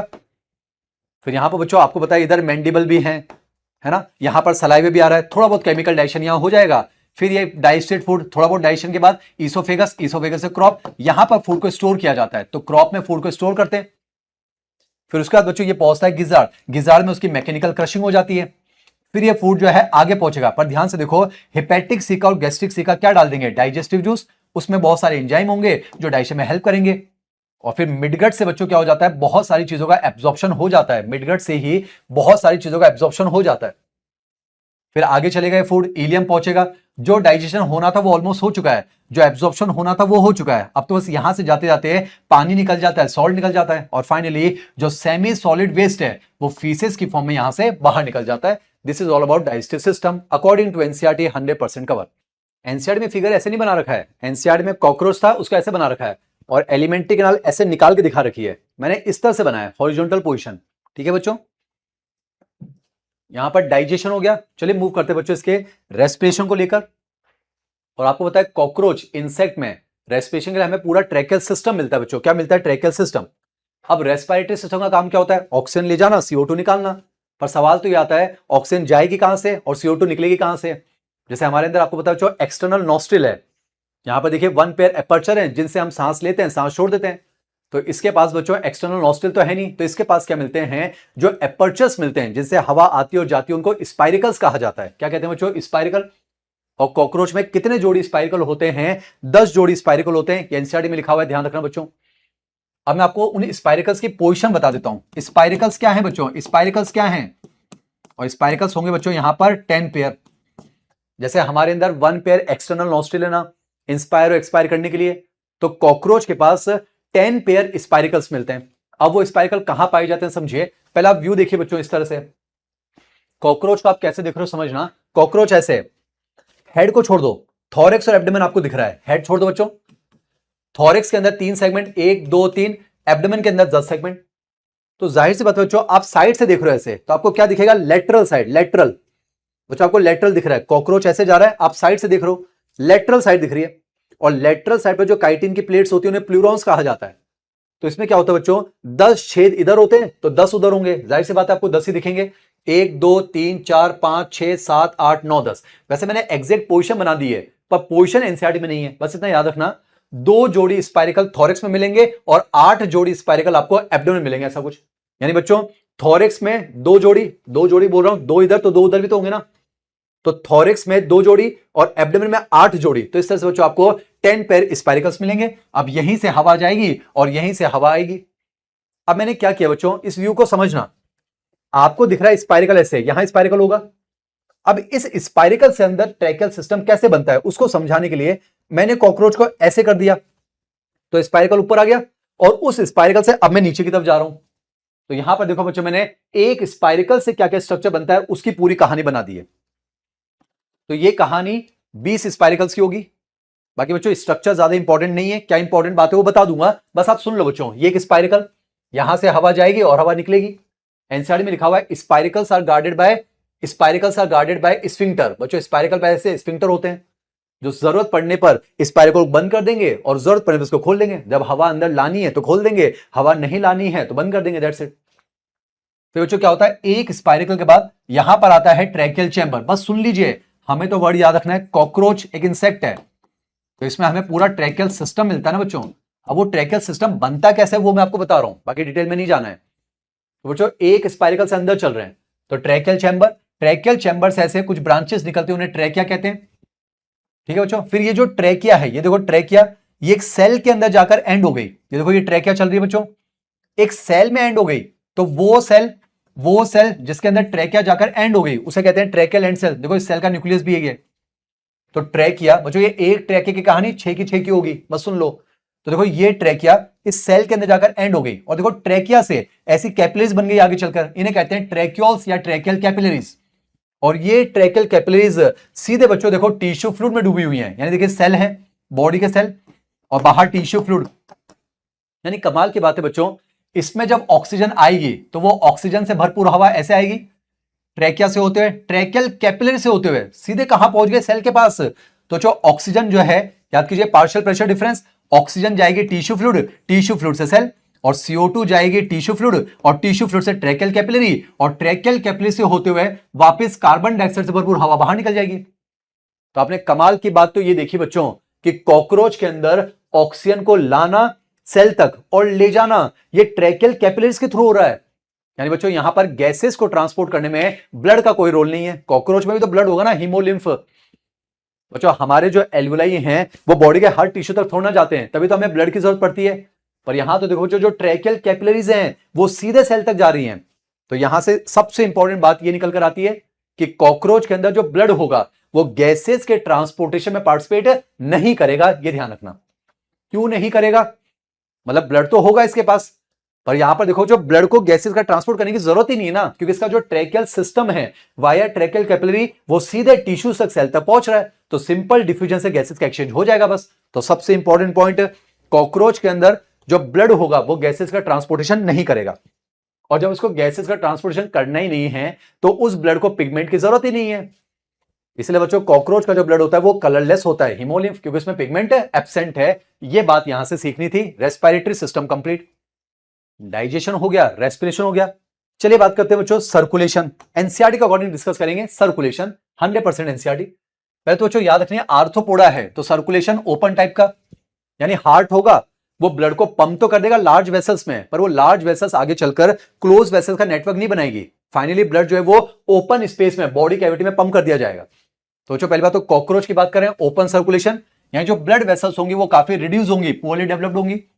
इसका जो ब्लड है वो बॉडी कैविटी के अंदर फ्लो करेगा, उस कैविटी को हीमोसील कहेंगे, उस ब्लड को हीमोलिम्फ कहेंगे। उसमें कलरलेस प्लाज्मा है, क्योंकि उसमें समझिए पिगमेंट नहीं है, पिगमेंट की जरूरत ही नहीं है, और ब्लड में सेल तो होंगे, हिमेटोसाइट होंगे, ये बातें एनसीईआरटी में लिखी हुई है। चलिए इसका सर्कुलेटरी सिस्टम समझ लेते हैं बच्चों। ये हेड है, ये थॉरिक्स है, थॉरिक्स में 3 segment T1 T2 T3, abdomen में 10 सेगमेंट A1 A2 से लेकर A10। ये बच्चों इसका डोर्सल साइड है, ये वेंट्रल साइड है। तो अगर हम बात करें बच्चों कॉकरोच का जो हार्ट होता है, पहली बात तो मस्कुलर इलोंगेटेड होता है और उसमें 13 चैम्बर्स होते हैं। कॉकरोच का जो हार्ट होता है ना बच्चों, मस्कुलर इलोंगेटेड 13 चैम्बर से बनता है, और हार्ट कहां प्रेजेंट होता है, डोर्सल साइड के बिल्कुल बीचों बीच, मीडियन। तो एनसीईआरटी में लिखा हुआ है इसका जो हार्ट है वो डोर्सल साइड पर बीचों बीच प्रेजेंट होता है। मान लो बच्चों ये डोर्सल है, ये वेंट्रल है, तो देखिए इसका जो हार्ट दिख रहा है ये रेड कलर से बना है, यानी कि इस तरह से मस्कुलर इलोंगेटेड है और कहां प्रेजेंट है, डोर्सल साइड पर बिल्कुल बीचों बीच। इसमें 13 चैम्बर से बच्चों, तो जाहिर सी बात है थॉरिक्स के हर सेगमेंट में एक एक चैम्बर, और एब्डोमेन के हर सेगमेंट में एक एक चैम्बर। तो थॉरिक्स में 3 चैम्बर आएंगे, एब्डोमेन में 10 आएंगे, तो इसके हार्ट में टोटल 13 चैम्बर है। और बच्चों क्या होता है, जाहिर सी बात है हमारा हार्ट फिर पंप करता है एओर्टा में, तो इसके हार्ट का जो सबसे आगे वाला चैम्बर है ये किस में पंप कर देगा, एंटीरियर एओर्टा में। बच्चों एओर्टा हार्ट का पार्ट थोड़ी ना होगा, जैसे हमारे अंदर एओर्टा और पल्मोनरी आर्टरी हार्ट का पार्ट थोड़ी ना है, हार्ट उनमें पंप करता है। तो ये एंटीरियर एओर्टा हार्ट का पार्ट नहीं है, जो पहला चैम्बर है वो एंटीरियर एओर्टा में पंप करता है। तो हार्ट में कितने चैम्बर्स हैं, 13 चैम्बर। पर जब आप एनसीईआरटी का फिगर देखोगे उसमें बच्चों सिर्फ 12 चैम्बर्स दिखा रखे हैं, जो कि गलत है। एनसीईआरटी का फिगर देखिए, एनसीईआरटी आपके सामने है बच्चों, देखिए उसके हार्ट में आपको 12 चैम्बर दिखा रखे हैं। एंटीरियर एओर्टा हार्ट का पार्ट नहीं है, वो तो वो वेसल है जिसमें हार्ट पंप करेगा। तो थॉरिक्स के अंदर 3 चैम्बर होंगे, एब्डोमेन में 10 होंगे, ये ध्यान रखना बच्चों। तो एनसीईआरटी के फिगर में गलती है, पर याद रखेंगे यहां पर कितने चैम्बर्स हैं, 13 चैम्बर्स। और कमाल की बात है बच्चों, हर चैम्बर के बीच में हमें ऐसे वॉल देखने को मिलेंगे ताकि बैकफ्लो रोका जा सके। पर हमारे अंदर हार्ट में ब्लड आता कहां से, एट्रिया से। इसमें कैसे आएगा, हार्ट के हर चैम्बर पर ऐसे लेटरली हमें 1 पेयर एपर्चर्स देखने को मिलते हैं, इन्हें कहते हैं ऑस्टिया। ये देखो ऑस्टिया, तो ऑस्टिया से जो है हार्ट में ब्लड एंटर होता है, इसे ऑस्टिया से एंटर होता है। और एक पॉइंट याद रखना बच्चों, इसके हार्ट में जो ब्लड का फ्लो होता है वो पोस्टीरियर टू एंटीरियर होता है, वेरी इंपॉर्टेंट, ये ध्यान रखेंगे। यानी हार्ट में जो ब्लड का फ्लो होता है वो पीछे से आगे की तरफ होगा। हार्ट की बात कर रहा हूं, बॉडी में नहीं, क्योंकि वो ब्लड यहां से होता है फिर ऐसे आएगा। हार्ट में अगर पूछा जाए तो पोस्टीरियर टू एंटीरियर। और इस ब्लड फ्लो को रेगुलेट करने में एलरी मसल हेल्प करती है, एलरी मसल। और जो एलरी मसल होती है 12 जोड़ी, वो सही है, फिगर में भी सही है। हार्ट का जो लास्ट चैम्बर होता है ना, जो लास्ट चैम्बर, इसके साथ एलरी मसल एसोसिएटेड नहीं होती। जैसे मान लो ये हार्ट का एक चैम्बर है, तो इधर से आती है एक फैन लाइक एलरी मसल, इधर से आती है फैन लाइक एलरी मसल, जो हार्ट के चैम्बर को कहीं ना कहीं ब्लड के फ्लो को रेगुलेट करने में हेल्प करती है। तो बच्चों देखो, हार्ट के हर चैम्बर से लास्ट वाले को छोड़ दो, एक जोड़ी क्या अटैच है, एलरी मसल, जो कहीं ना कहीं ब्लड के फ्लो को रेगुलेट करती है posterior to anterior, according to NCERT. इतनी बातें याद रखनी है बस। तो सर्कुलेशन कंप्लीट, एनसीईआरटी में ये बातें लिखी हुई है, फिगर में बातें हैं वो मैंने आपको बता दी। बाकी बच्चों यहां से हार्ट में ब्लड आएगा posterior to anterior, anterior aorta कहां डाल देगी, हेड साइनस में, यानी हेड की जो कैविटी है हेड साइनस में डाल देगी। यहीं से बच्चों ब्लड जो है वो कंपाउंड आइस को मिल जाएगा, एंटीना को मिल जाएगा, फिर ब्लड वापस ऐसे पीछे आता है और यहां से होते हुए वापस ऑस्टिया से हार्ट में जाता है, ऐसा कुछ। तो digestion complete, respiration complete, circulation complete. मेरे लेक्चर को सुन लीजिए और फिर ईमानदारी से एनसीईआरटी पढ़ लीजिए, एक एक वर्ड हो जाएगा। चलिए बात करते हैं बच्चों अब एक्सक्रीशन के बारे में।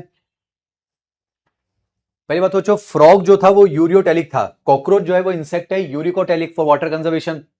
तो हमारा जो कॉकरोच है बच्चों वो यूरिकोटेलिक होता है, यानी क्या एक्सक्रीट आउट करता है, uric acid for water conservation, पानी बचाएगा ना। और आपको पता है बच्चों, कॉकरोच के अंदर जो मेन एक्सक्रीटरी स्ट्रक्चर है वो इसका माल्पीजियन ट्यूब्यूल्स है। अब बहुत आसान, इसको ध्यान सुनो बच्चों, याद कीजिए, इधर होगा ऐसे मान लेते हैं फोरगट, ये मिडगट, ये हाइंडगट। याद करो, फोरगट मिडगट के जंक्शन पर 6 से 8 ये तो है हेपेटिक सीका या गैस्ट्रिक सीका, ये तो डाइजेस्टिव जूस सीक्रेट करते हैं, ये तो हम डिस्कस कर चुके हैं। अब बच्चों मिडगट और हाइंडगट के जंक्शन पर ये देखिए इस तरह से 100 से 150 येलो कलर के फिलामेंटस क्या लगे हुए हैं, माल्पीजियन ट्यूब्यूल, ऐसे माल्पीजियन ट्यूब्यूल। और ये माल्पीजियन ट्यूब्यूल कहां है गोरे, बॉडी कैविटी के अंदर, हीमोसील। बच्चों आप यहां से समझो ना डायग्राम, यहां से समझो, ये देखो, ये जो माल्पीजियन ट्यूब्यूल है किसमें डूबे हुए हैं, हीमोसील में, बॉडी कैविटी, और इसमें तो हीमोलिम्फ भरा हुआ है। तो माल्पीजियन ट्यूब्यूल किसमें एम्बेडेड होंगे, किसमें सबमर्ज्ड होंगे, हीमोलिम्फ के अंदर।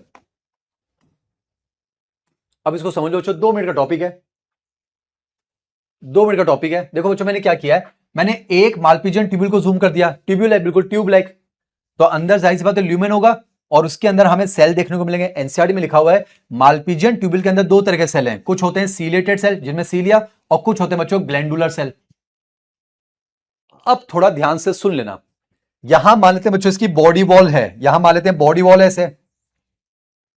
अब बॉडी वॉल में भी सेल होंगे ना बच्चों, बॉडी वॉल में बहुत सारे सेल होंगे, वो मेटाबॉलिज्म करेंगे, वो नाइट्रोजनस वेस्ट बनाएंगे, वो अपना नाइट्रोजनस वेस्ट कहां डाल देते हैं, हीमोसील में यानी हीमोलिम्फ में।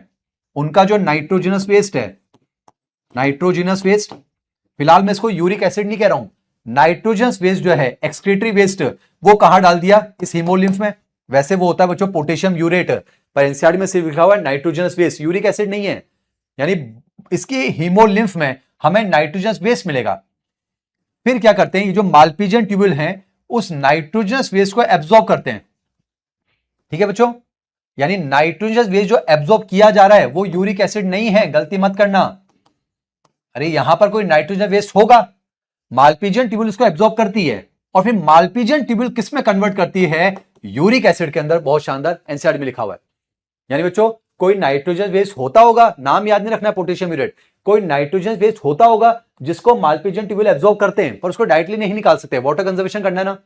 तो उस नाइट्रोजन बेस को जिसको एब्जॉर्ब किया, ये मालपीजियन ट्यूबुलस को यूरिक एसिड में कन्वर्ट करेंगे, और अब यूरिक एसिड में कन्वर्ट करने के बाद कहां डाल देंगे बच्चों? हाइंडगट के अंदर, क्योंकि मिडगट हाइंडगट जंक्शन, और हाइंडगट से होता हुआ ये जो है बाहर एलिमिनेट कर दिया जाएगा। वेरी इंपॉर्टेंट, एनसीईआरटी में लिखा हुआ है बच्चों। एनसीईआरटी में 4-5 लाइनें लिखी हुई है, एक बार पढ़कर देख लो एक्सक्रीशन को लेकर।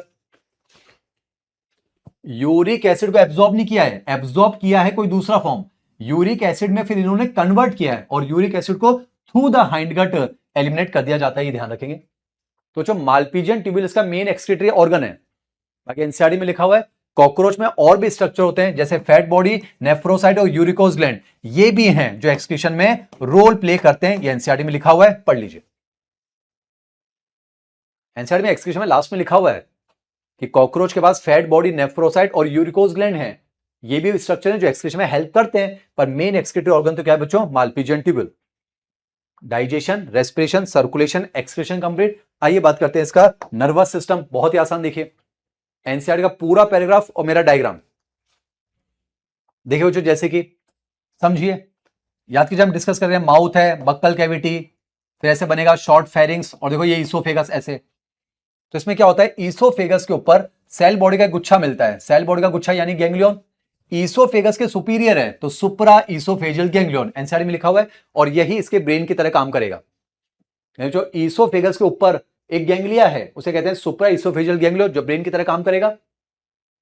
यहीं से बच्चों फिर ऐसे कुछ नर्व फाइबर्स निकल जाते हैं जो इसकी कंपाउंड आइज और एंटीना को जो है सप्लाई कर देंगे, ऐसा कुछ रेगुलेट कर लेंगे। एक और गैंग्लिया मैं बता रहा हूं बच्चों, ईसोफेगस के नीचे भी मिलता है, तो देखो इसका नाम क्या होगा? सब ईसोफेजियल, ईसोफेगस के सब नीचे। हालांकि एनसीईआरटी में इसका जिक्र नहीं है, आपको तो याद रखना है ईसोफेगस के ऊपर एक गैंग्लिया है जो ब्रेन की तरह काम करेगा। यहीं से नर्व फाइबर्स निकल जाते हैं जो कंपाउंड आइज एंटीना को रेगुलेट कर लेंगी। ईसोफेगस के नीचे भी है बच्चों सब ईसोफेजियल, और इनको ऐसे देखिए नर्व फाइबर जोड़ते हैं तो पूरी एक रिंग बन जाएगी ना, इसे कहेंगे नर्व रिंग। क्या कहते हैं? Nerve ring. सबसे इंपॉर्टेंट बच्चों, एनिमल किंगडम में आप जानते हैं कॉर्डेट्स के अंदर आप क्या कहते हो? कॉर्डेट्स के अंदर आप क्या कहते हो? Single hollow dorsal nerve cord. याद करो बच्चों, बहुत इंपॉर्टेंट लाइन। कॉर्डेट्स में नर्वस सिस्टम आप क्या कहते हो? Single hollow dorsal nerve cord. हम नॉन कॉर्डेट पढ़ रहे हैं तो नॉन कॉर्डेट में याद करो double solid ventral nerve cord, very important. तो देखो ये डोर्सल साइड है, ये वेंट्रल साइड है। वेंट्रल यानी पेट की तरफ, बेली। तो एनसीईआरटी के इस पैराग्राफ में कहीं ना कहीं बेली वर्ड भी लिखा हुआ है, बेली मतलब लोअर साइड, वेंट्रल। तो आप देखो बच्चों, ये जो इसका सब ईसोफेजियल गैंग्लिया, देखो इससे एक नर्व कॉर्ड निकली, ये देखो नर्व कॉर्ड जा रही है, एक और निकली, दो है, तो डबल है, सॉलिड है, वेंट्रल नर्व कॉर्ड है, ये ध्यान रखना बच्चों। ठीक है जी। अब ये जो इसकी double solid ventral nerve cord है, इसमें भी हमें जो है कुछ गैंग्लिया देखने को मिलते हैं, वेरी इंपॉर्टेंट। थॉरेक्स में 3 है, एब्डोमेन के अंदर 6, एनसीईआरटी में लिखा हुआ है।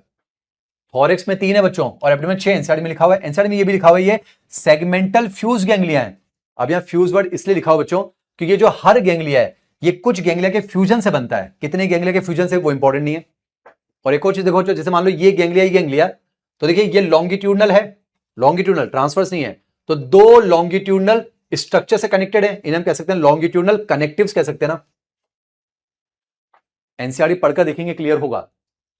और आप ध्यान से देखो बच्चों, इसका nervous system through out the body spreaded है, पर हेड में तो बस इतना सा है। एनसीईआरटी पॉइंट, हेड में तो इतना सा है, मैक्सिमम नर्वस सिस्टम तो इधर है ना।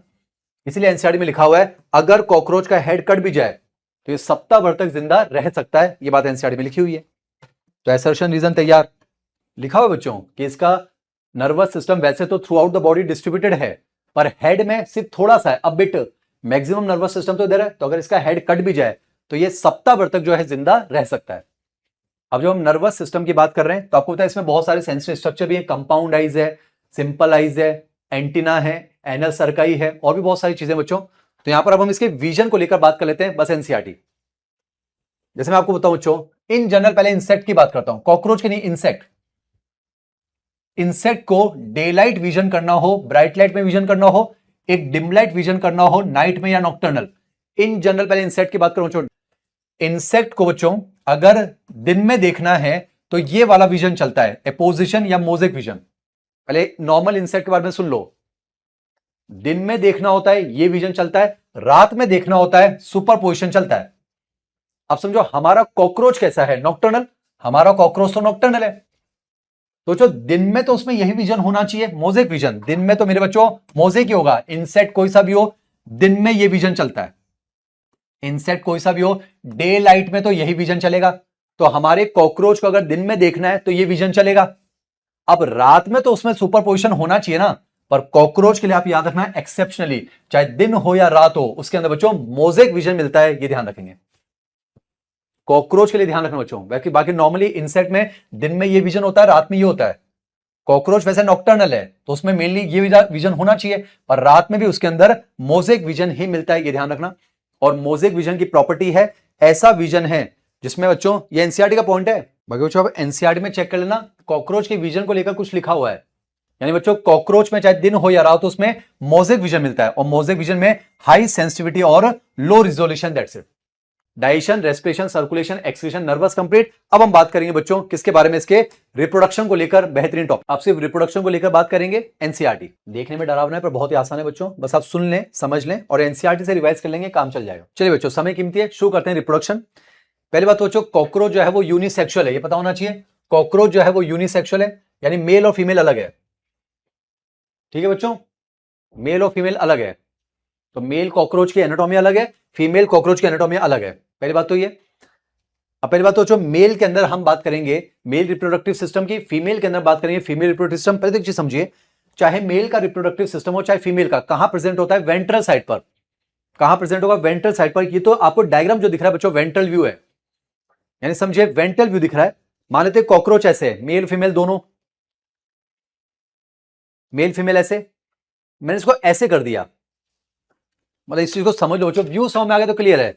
मान लो कॉकरोच ऐसे आपसे दूर जा रहा है, आपसे दूर जा रहा है ऐसे, तो बच्चों ये अपर है यानी डोर्सल, ये वेंट्रल यानी लोअर। मैंने क्या किया, कॉकरोच का ऐसे कर दिया, ठीक है, ये डोर्सल हटा दिया, तो आपको कौन सी साइड दिख रही है, वेंट्रल। तो वेंट्रल सरफेस पर इसका रिप्रोडक्टिव सिस्टम ऐसे प्रेजेंट होता है। यानी कॉकरोच को ऐसे कर दे बच्चों, ऐसे, आपको समझ में तो आ रहा है बच्चों, समझिए। कॉकरोच मान लेते हैं ऐसे ऐसे जा रहा है, मैंने इसको ऐसे कर दिया, ये डोर्सल अपर, ये वेंट्रल लोअर, डोर्सल हटा दिया। तो आप देखो, चाहे मेल रिप्रोडक्टिव सिस्टम हो वेंट्रल साइड पे प्रेजेंट है, चाहे फीमेल वाला हो वेंट्रल पर, तो ये वेंट्रल व्यू बच्चों, ये दोनों व्यू जो है आपको वेंट्रल व्यू दिख रहे हैं, ध्यान रखना वेंट्रल। यानी हम कॉकरोच का नीचे वाला पोर्शन देख रहे हैं, कॉकरोच अगर ऐसे जा रहा है तो हम वेंट्रल साइड देख रहे हैं, वेंट्रल साइड, ठीक है जी। और वेंट्रल बच्चों ये एब्डोमेन वाला पोर्शन है, तो मैंने ना हेड बनाया ना थॉरिक्स बनाया, यानी मेल का reproductive system abdomen ventral side, female का रिप्रोडक्टिव सिस्टम वेंट्रल एब्डोमेन के अंदर, ऐसा कुछ। अब जो मेल के अंदर क्या मिलेगा, वन पेयर टेस्टिस, फीमेल के अंदर वन पेयर ओवरी। आइए बात करते हैं पहले मेल के बारे में। तो देखिए बच्चों, मेल के अंदर एक जोड़ी टेस्टिस दिख रही है, एक जोड़ी टेस्टिस। टेस्टिस पहली बात तो थोड़ी इलोंगेटेड है, और हर टेस्टिस जो है बच्चों 3 से 4 लोब में डिवाइड हो सकती है। जैसे देखो मैंने टेस्टिस को यहां 3 लोब में डिवाइड किया है, हर लोब के अंदर भी लोब्यूल है। हमें एनसीईआरटी पढ़नी बच्चों, वापिस बोल रहा हूं, चाहे मेल कॉकरोच हो चाहे female cockroach, reproductive system abdomen में प्रेजेंट है और वेंट्रल साइड में, ठीक है बच्चों। तो ये एब्डोमेन वेंट्रल व्यू आपको दिख रहा है। तो देखो मेल के अंदर वन पेयर टेस्टिस है, वन पेयर टेस्टिस, पर ध्यान रखना टेस्टिस कहां प्रेजेंट है, 4th से लेकर 6th एब्डोमिनल सेगमेंट में, वेरी इंपॉर्टेंट एनसीईआरटी,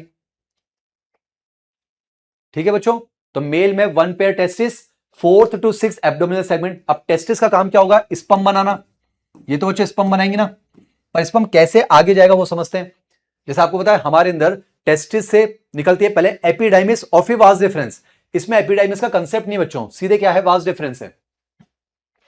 तो देखो बच्चों क्या है, इस टेस्टिस से देखो एक निकल रही है वास डिफरेंस, ये देखो लिखा है वास डिफरेंस, इधर भी वास डिफरेंस। अब आपको पता होगा हमारे अंदर तो वास डिफरेंस जो होती है ना, उसका लास्ट पार्ट फूल जाता है, उसको हम कहते हैं एम्पुला, उसमें स्पर्म को स्टोर करते हैं। और ये वास डिफरेंस का लास्ट पार्ट, इससे जुड़े होते हैं 2 सेमिनल वेसाइकल, जो हर वास डिफरेंस से एक सेमिनल वेसिकल, इस वास डिफरेंस से एक सेमिनल वेसिकल, और दोनों के फ्यूजन से बनती है इजैकुलेटेड डक्ट, और इधर भी इजैकुलेटेड। ह्यूमन में ऐसा होता है, सर आपको बताएंगे। पर यहां पर देखो क्या हो रहा है बच्चों, ये दोनों वास डिफरेंस एक साथ खुल रही है किसके अंदर, एक स्ट्रक्चर में जिसे हम कह रहे हैं seminal vesicle, numerous sac like structure से मिलकर बना हुआ है। बच्चों ह्यूमन के अंदर तो क्या होता है, एक वास डिफरेंस के साथ एक सेमिनल वेसिकल, दोनों मिलकर एक इजैकुलेटेड डक्ट। इस वास डिफरेंस से एक सेमिनल वेसिकल, दोनों मिलकर एक इजैकुलेट। पर यहां पर क्या हो रहा है बच्चों, दोनों वास डिफरेंस किसमें खुल रही हैं, एक ही सेमिनल वेसिकल के अंदर। तो जो यहां से स्पर्म आएंगे वास डिफरेंस से, वास डिफरेंस से कहां जाएंगे, सेमिनल वेसिकल। अब सेमिनल वेसिकल काम क्या है, यहां पर बच्चों ये स्पर्म को स्टोर करती है। यानी यहां पर स्पर्म स्टोर होते हैं किस फॉर्म में, स्पर्म बॉल की फॉर्म में। यहां पर जब स्पर्म आते हैं बच्चों, सारे स्पर्म को चिपका दिया जाता है और स्पर्म की एक बॉल बन जाती है जिसे स्पर्मेटोफोर कहते हैं। अब हमारे अंदर तो क्या होता है, vas deferens seminal vesicle ejaculate duct, vas deferens seminal vesicle ejaculate, दो इजैकुलेट बनती है, पर यहां तो दोनों वास डिफरेंस एक ही सेमिनल वेसिकल में खुली और वहां से क्या कंटिन्यू हो जाएगी, एक इजैकुलेट। तो देखो बच्चों, दोनों vas deferens through the seminal vesicle फिर कंटिन्यू होकर क्या बनेगी, इजैकुलेटेड डक्ट। तो ये बच्चों एक इजैकुलेट डक्ट, और इस इजैकुलेट में क्या आ जाएंगे, स्पर्म, स्पर्म बॉल, और स्पर्म बॉडी से बाहर भी तो निकलनी चाहिए। तो ये इजैकुलेट लास्ट में खुल जाएगी किसके अंदर, इस तरह से मेल जेनेटल पोर, मेल जेनेटल पोर या मेल गोनोपोर, और यहां से बच्चों स्पर्म बाहर आएगा, दैट्स इट। अब कुछ और चीज समझिए, इस सेमिनल वेसिकल के चारों तरफ आप देखो बच्चों, एक characteristic mushroom shaped gland present है, उसे हम कहते हैं मशरूम ग्लैंड। ये ध्यान रखना है। यानी बच्चों देखिए, ये जो सेमिनल वेसिकल इसके चारों तरफ देखो, आपको एक कैरेक्टरिस्टिक मशरूम शेप्ड ग्लैंड दिख रही है, पर ध्यान रखना मशरूम ग्लैंड कहां प्रेजेंट है, 6th to 7th abdomen segment, very important NCERT. यानी टेस्टिस की पोजीशन ध्यान रखेंगे 4th to 6th abdomen segment, और मशरूम ग्लैंड ध्यान रखेंगे 6th to 7th abdomen segment, ऐसा कुछ। और देखो जो मशरूम ग्लैंड के ऊपर भी एक ग्लैंड दिख रही है, इसे कहते हैं फैलिक ग्लैंड, और फैलिक ग्लैंड से एक डक्ट आती है, उसे कहते हैं फैलिक डक्ट। ये फैलिक डक्ट खुल जाती है, फैलिक एपर्चर, ये इंपॉर्टेंट नहीं है, हमें ये बात याद रखनी है। टेस्टिस एक जोड़ी, 4th to 6th abdomen segment, दो वास डिफरेंस, एक ही सेमिनल वेसिकल, एक ही इजैकुलेट डक्ट जो मेल गोनोपोर से खुलेगी, यहां से स्पर्म बाहर आएंगे, फीमेल के अंदर जाएंगे, अभी देखेंगे। और ध्यान रखना, सेमिनल वेसिकल को कवर करते हुए एक कैरेक्टरिस्टिक मशरूम शेप्ड ग्लैंड है 6th to 7th abdominal segment. ठीक है बच्चों, अब ध्यान सुनिए, जैसे हम एक वर्ड यूज करते हैं एक्सटर्नल जेनाइटेलिया, वो जेनाइटल स्ट्रक्चर जो बाहर से दिखते हैं, जैसे ह्यूमन मेल में हम पेनिस की बात करते हैं, ह्यूमन फीमेल में हम वल्वा की बात करते हैं, mons pubis, labia majora, labia minora, hymen और क्लाइटोरिस, एनसीईआरटी। तो जो कॉकरोच के अंदर जो एक्सटर्नल जेनाइटल स्ट्रक्चर होते हैं वो एसिमेट्रिकल काइटिन के बने हुए स्ट्रक्चर होते हैं, उन्हें कहा जाता है फेलोमियर्स। तो मेल और फीमेल कॉकरोच के अंदर जो एक्सटर्नल जेनाइटेलिया होते हैं वो पहली बात तो बच्चों एसिमेट्रिकल होते हैं, काइटिन के बने स्ट्रक्चर होते हैं, उन्हें फेलोमियर कहते हैं। यहां आप कह दो मेल फेलोमियर, यहां फीमेल फेलोमियर, यहां उनको कहते हैं मेल गोनेपोफाइसिस, यहां कहते हैं फीमेल गोनेपोफाइसिस। अब यहां पर बच्चों क्या होता है, देखो एसिमेट्रिकल काइटिन की प्लेट्स मिल रही हैं, तो ये जो फेलोमियर है राइट साइड में राइट फेलोमियर, ये लेफ्ट साइड में लेफ्ट फेलोमियर, और एक वेंट्रल साइड में है वेंट्रल फेलोमियर। तो एनसीईआरटी में लिखा बच्चों एक्सटर्नल जेनेटिलिया, मेल के जो एक्सटर्नल जेनेटिलिया उन्हें फेलोमियर कहते हैं, और ये क्या होते हैं, एसिमेट्रिकल काइटिनस स्ट्रक्चर होते हैं। बाकी जो एनसीईआरटी में ये फिगर मेंशन्ड है, लेफ्ट फेलोमियर, राइट फेलोमियर, वेंट्रल। आप तो याद रखना, जो इसका मेल गोनोपोर है वो किस में खुलता है, किस में ओपन होता है, वेंट्रल फेलोमियर में। बाकी जो एनसीईआरटी में आपको मिलेगा, जो लेफ्ट फेलोमियर है उसमें ऐसे टिटिलेटर भी निकला हुआ है, सूडोपेनिस भी निकला हुआ है, ये वो स्ट्रक्चर जो कहने कहीं कॉपुलेशन में हेल्प करेंगे। यहां पर फिलहाल बच्चों मेल रिप्रोडक्टिव सिस्टम की एनाटॉमी होगी, फीमेल वाली की बात करते हैं। जैसे वहां 1 पेयर टेस्टिस, यहां 1 पेयर ओवरी, ये देखिए 1 पेयर ओवरी, वहां पर टेस्टिस प्रेजेंट है 4th to 6th abdomen segment, यहां ओवरी प्रेजेंट होती है 2 से 6, ये देखो 2 से 6 ओवरी प्रेजेंट होती है, 2 से 6, 2 से 6। वहां एक टेस्टिस में 3 लोब देखने को मिल रहे हैं, यहां एक ओवरी के अंदर हमें 8 ऐसे ट्यूब्यूल्स देखने को मिलते हैं। तो जो ओवरी के ट्यूब्यूल, ओवेरियन ट्यूब्यूल या ओवेरियोल्स, तो आप देखो एक ओवरी में 8 ट्यूब्यूल है, 8 ओवेरियोल। अब बच्चों यहां पर ओवरी का काम क्या होगा, ओवम बनाना, जाहिर सी बात है, वहां स्पर्म बनी है ओवम, स्पर्म को लेकर चलती है वास डिफरेंस, ओवम को लेकर चलती है कौन बच्चों, यहां पर इस तरह से ओविडक्ट, तो 2 हो जाएंगी ओविडक्ट। और बच्चों ये दोनों ओविडक्ट देखो फ्यूज हो गई, क्या बनी, एक कॉमन ओविडक्ट बनी बच्चों, क्या बनी, देखो कॉमन ओविडक्ट लिखा हुआ है, कॉमन ओविडक्ट बिल्कुल बीचों बीच मीडियन, इसे कहा जाता है वेजाइना। अब ह्यूमन में तो क्या होता है, वेजाइना वेजाइनल ओपनिंग से बाहर की तरफ खुलती है, यहां बच्चों वेजाइनल जो ओपनिंग है वो अंदर ही खुल गई, किसमें, जेनाइटल चैम्बर, ये देखो जेनाइटल चैम्बर। याद करो 7th आ गया, 7th sternum board shape along with 8th और 9th, देखो पूरा एक जेनाइटल चैम्बर बन गया। और जो ये जो ओविडक्ट है ये देखो जेनाइटल चैम्बर में खुल गई। बाकी एनसीईआरटी में ये जो जेनाइटल चैम्बर, देखो वही बात लिखी है बच्चों, 7th sternum board shape along with 8th and 9th sternum बनेगा ब्रूड पाउच है, जेनाइटल पाउच। एनसीईआरटी ने इस ब्रूड पाउच को 2 पार्ट में डिवाइड किया है, ऊपर वाला जेनाइटल चैम्बर और नीचे वाला वेस्टिबुलम, जो यहां पर वेस्टिबुलर एपर्चर से खुलेगा। बच्चों सुनना है और समझना है बस। अब देखो यहां पर, अब खास बात समझो, देखो यहां पर इस तरह से देखो काइटिनस स्ट्रक्चर लटके हुए हैं, इन्हें हम कह देंगे फीमेल गोनेपोफाइसिस, एक्सटर्नल जेनिटल या ओविपोस्टर, वहां फेलोमियर कहते हैं या ओविपोस्टर कहते हैं। अब एक और चीज समझो बच्चों, इनमें देखो इस तरह से अटैच है कोलेटरल ग्लैंड, वहां मशरूम ग्लैंड है, यहां कोलेटरल ग्लैंड है। तो कोलेटरल ग्लैंड कितनी हो जाएगी? दो, एक लेफ्ट और एक राइट। और देखो कोलेटरल ग्लैंड भी सेपरेट एपर्चर से कहां खुल जाएगी? Genital chamber. बच्चों जेनिटल चैम्बर है, उसमें एक तो मीडियन ओविडक्ट खुल रही है वेजाइना, दो उसमें कोलेटरल ग्लैंड की ओपनिंग। और देखो जो यहां सिक्स्थ सेगमेंट में देखो, सिक्स में इस तरह से पाउच लाइक स्ट्रक्चर दिख रहा है, इसे कहते हैं स्पर्मेथिका, स्पर्म को भरने वाली थैली। मेल स्पर्म देकर चला जाएगा, उस स्पर्म को इसमें भरकर रखेंगे जब तक ओवुलेशन ना हो, ऐसा कुछ। तो एनसीईआरटी में लिखा हुआ है स्पर्मेथिका कहां प्रेजेंट है? सिक्स्थ एब्डोमेन सेगमेंट में। और देखो ये स्पर्मेथिका का जो ओपनिंग है, स्पर्मेथिकल एपर्चर, वो भी कहां खुलता है? जेनिटल चैम्बर, ऐसा कुछ।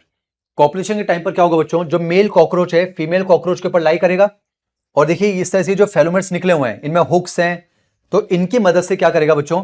ये जो वेस्टिबुलर एपर्चर है इसको वाइडली ओपन करेगा।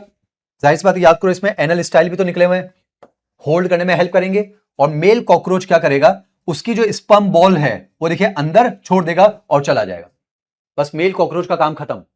ठीक है बच्चों, यानी इन टिटिलेटर, सूडोपेनिस, ये जो लोब्स निकल रहे हैं, हुक्स होते हैं इनमें, देखो हुक्स, एनल स्टाइल है, तो इनकी मदद से फाइनली फीमेल को होल्ड करेगा और इस वेस्टिबुलर एपर्चर को वाइडली ओपन करेगा और स्पर्म बॉल जो है अंदर छोड़कर चला जाएगा और ये रास्ता बंद हो जाएगा। बच्चों अंदर जाने के बाद ये स्पर्म बॉल जो है डिसॉल्व हो जाएगी, किसमें? स्पर्म में। अब ये अंडे थोड़ी ना है, स्पर्म की जरूरत तब पड़ेगी जब अंडे यहां आएंगे।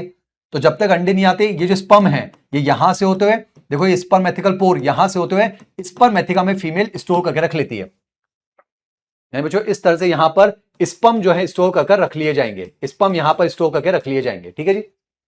अब जब इधर से ओवा आएंगे तो इधर से स्पर्म बुला लेंगे।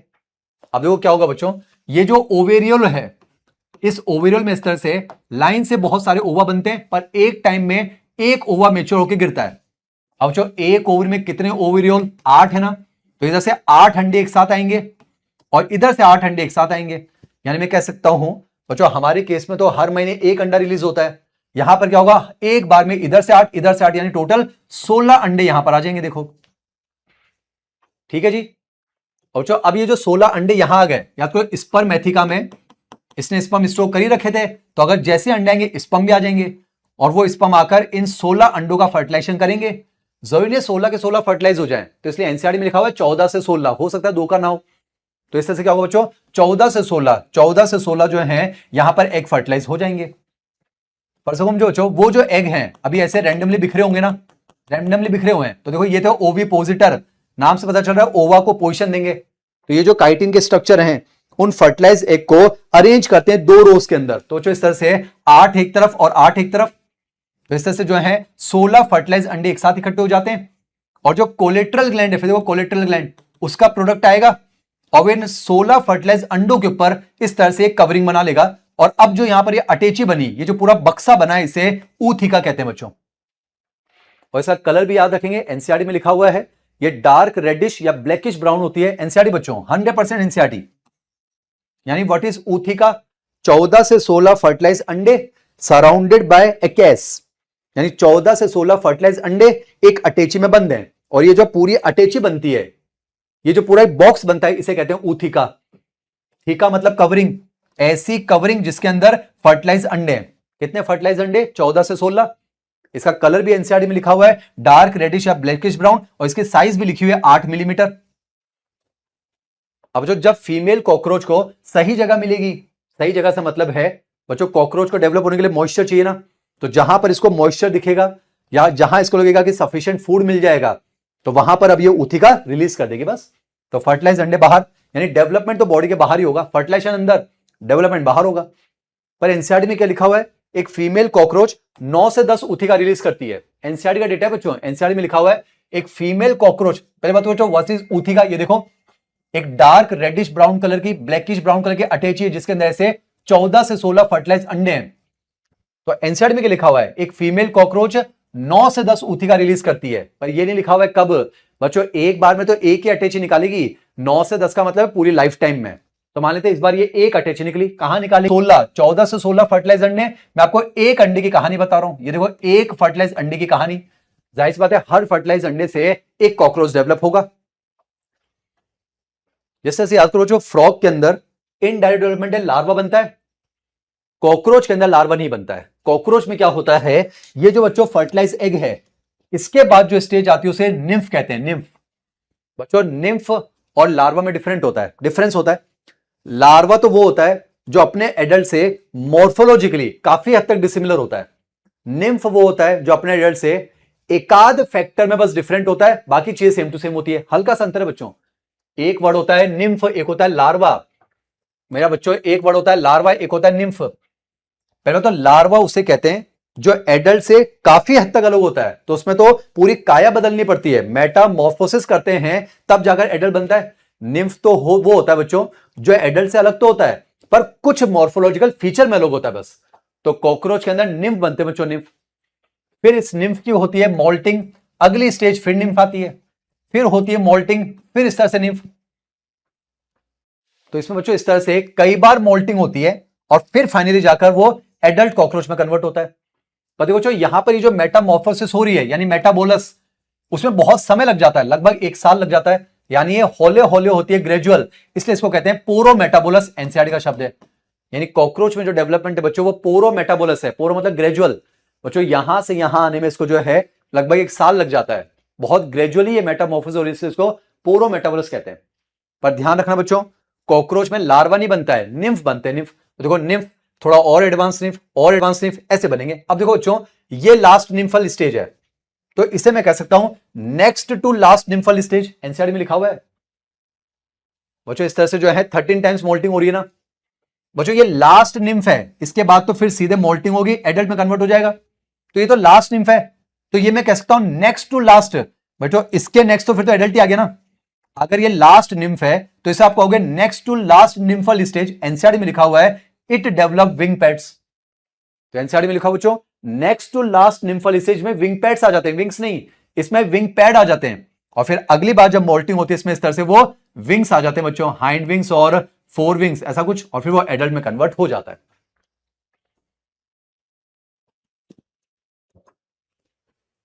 बाकी कॉकरोच के बारे में एनसीईआरटी में 1-2 बातें और लिखी हुई हैं, आप पढ़ कर देखना बच्चों। जैसे फ्रॉग तो हमारे काम आ रहा था ना, इंसेक्ट्स को खाता है तो हमारी फसल को बचाता है, हमारी फूड चेन की स्टेबिलिटी को मेंटेन करता है। कुछ जगहों पर लोग जो फ्रॉग है उसकी टांगों को खा रहे हैं, पर कॉकरोच के लिए लिखा हुआ है कॉकरोच की जितनी भी स्पीशीज अभी तक नोन है बच्चों, उसमें से मैक्सिमम स्पीशीज हमें नुकसान ही पहुंचाती है, फायदेमंद तो नहीं है। बीमारियों का घर है बच्चों, ये पेस्ट है, वेक्टर है। तो बच्चों एनसीईआरटी में ये पैराग्राफ भी लिखा हुआ है। तो मेरे प्यारे बच्चों, यहां पर स्ट्रक्चरल ऑर्गेनाइजेशन एनिमल्स कंप्लीट हो गया।